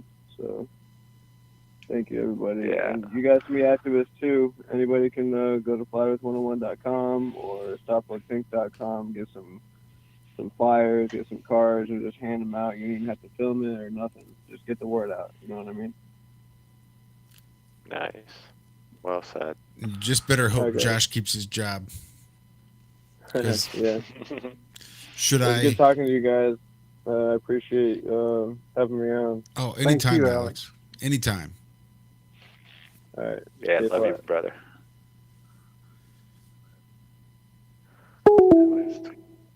Critical Inception. Best thing they could have done was just keep me busy working. All they had to do was leave me alone. You don't want Sound to like make Outlaw me Josie angry. Wales.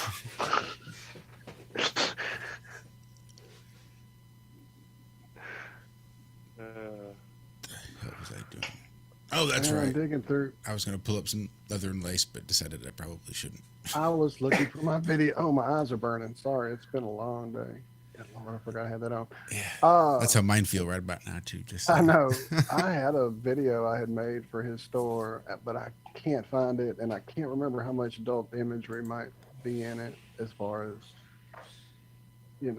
I did film it inside of his store, so what I caught in the background and whatnot for him to have on his site was fine, but for me to show it on YouTube, I won't risk it.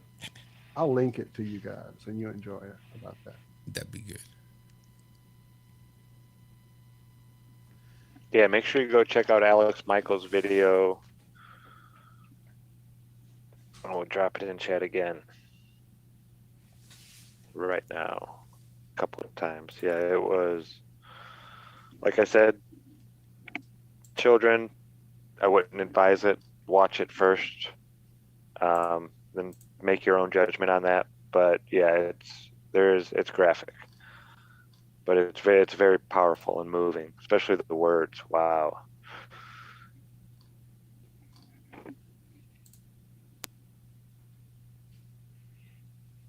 Good to know, Heartline Realm.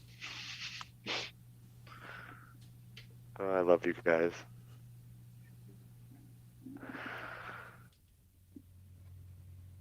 So I got back from smoking that cigarette.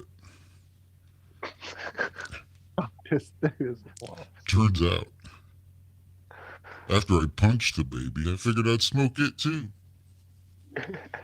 So 250 degrees for about 6 hours, that's the way to do it.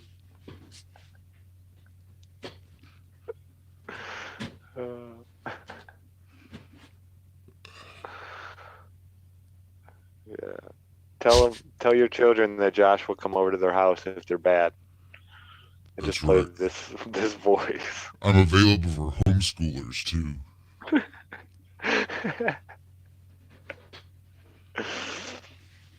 Logan Cook, thank you so much, brother. Thank you for the super chat. He says, thanks for the gravy. Aw. Thank you for joining us, man. It's all about the density of the gravy. You know how to make a baby float?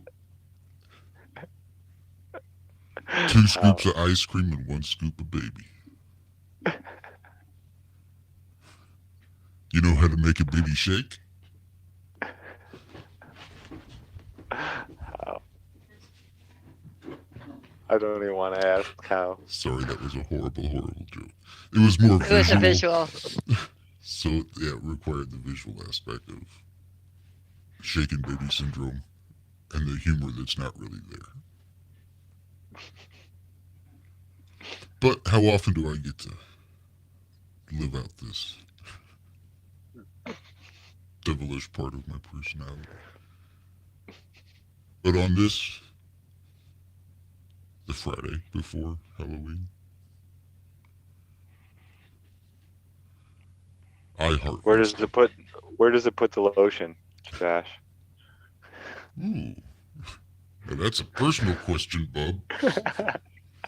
Oh, obviously it puts the lotion on its skin, or else it gets the hose again. All right, here we go. Let's just. I know which one of these here. There we go. Nope. Yep. That's it. That's the one. All right. We'll clear this off because I don't want to make this the last thing people see before they leave the Iron Realm. Here we go. We just want to quit you right there. We just shut you down. Although probably not what I should have done.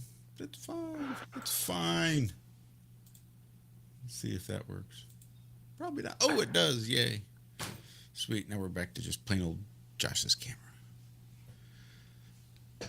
All right.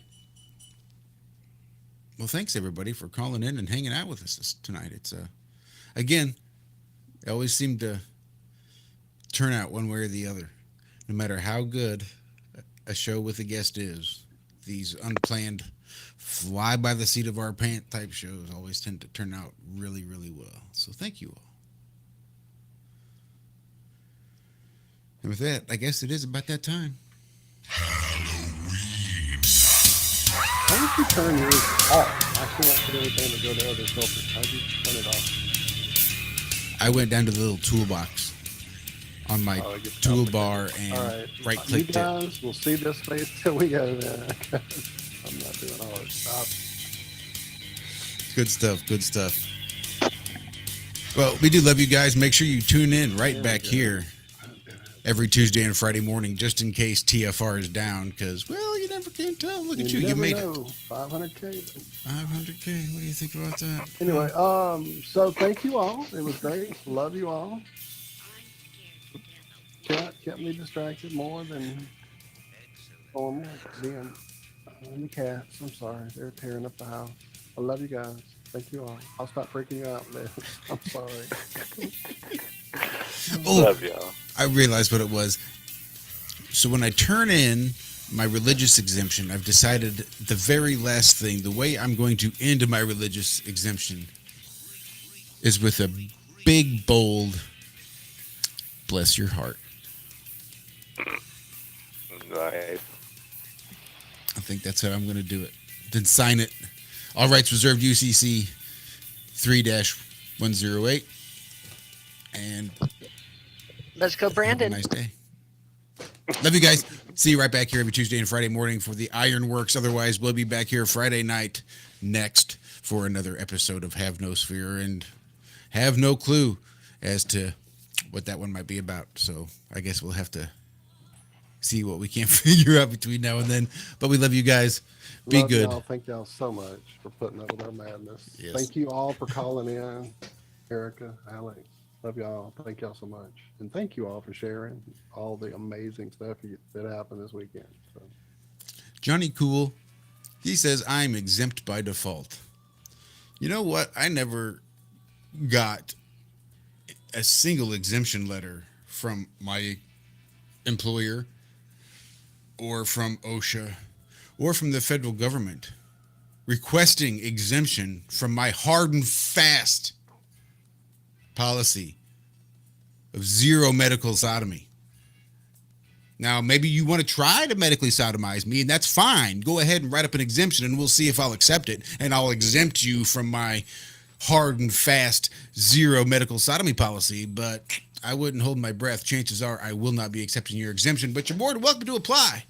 As for me writing you an exemption, I think you got things a little backwards because me and Johnny Cool shit, we're exempt by default. Love you guys. Have a great weekend. Bye-bye.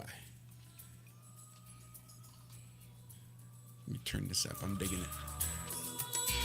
It's almost over. What am I?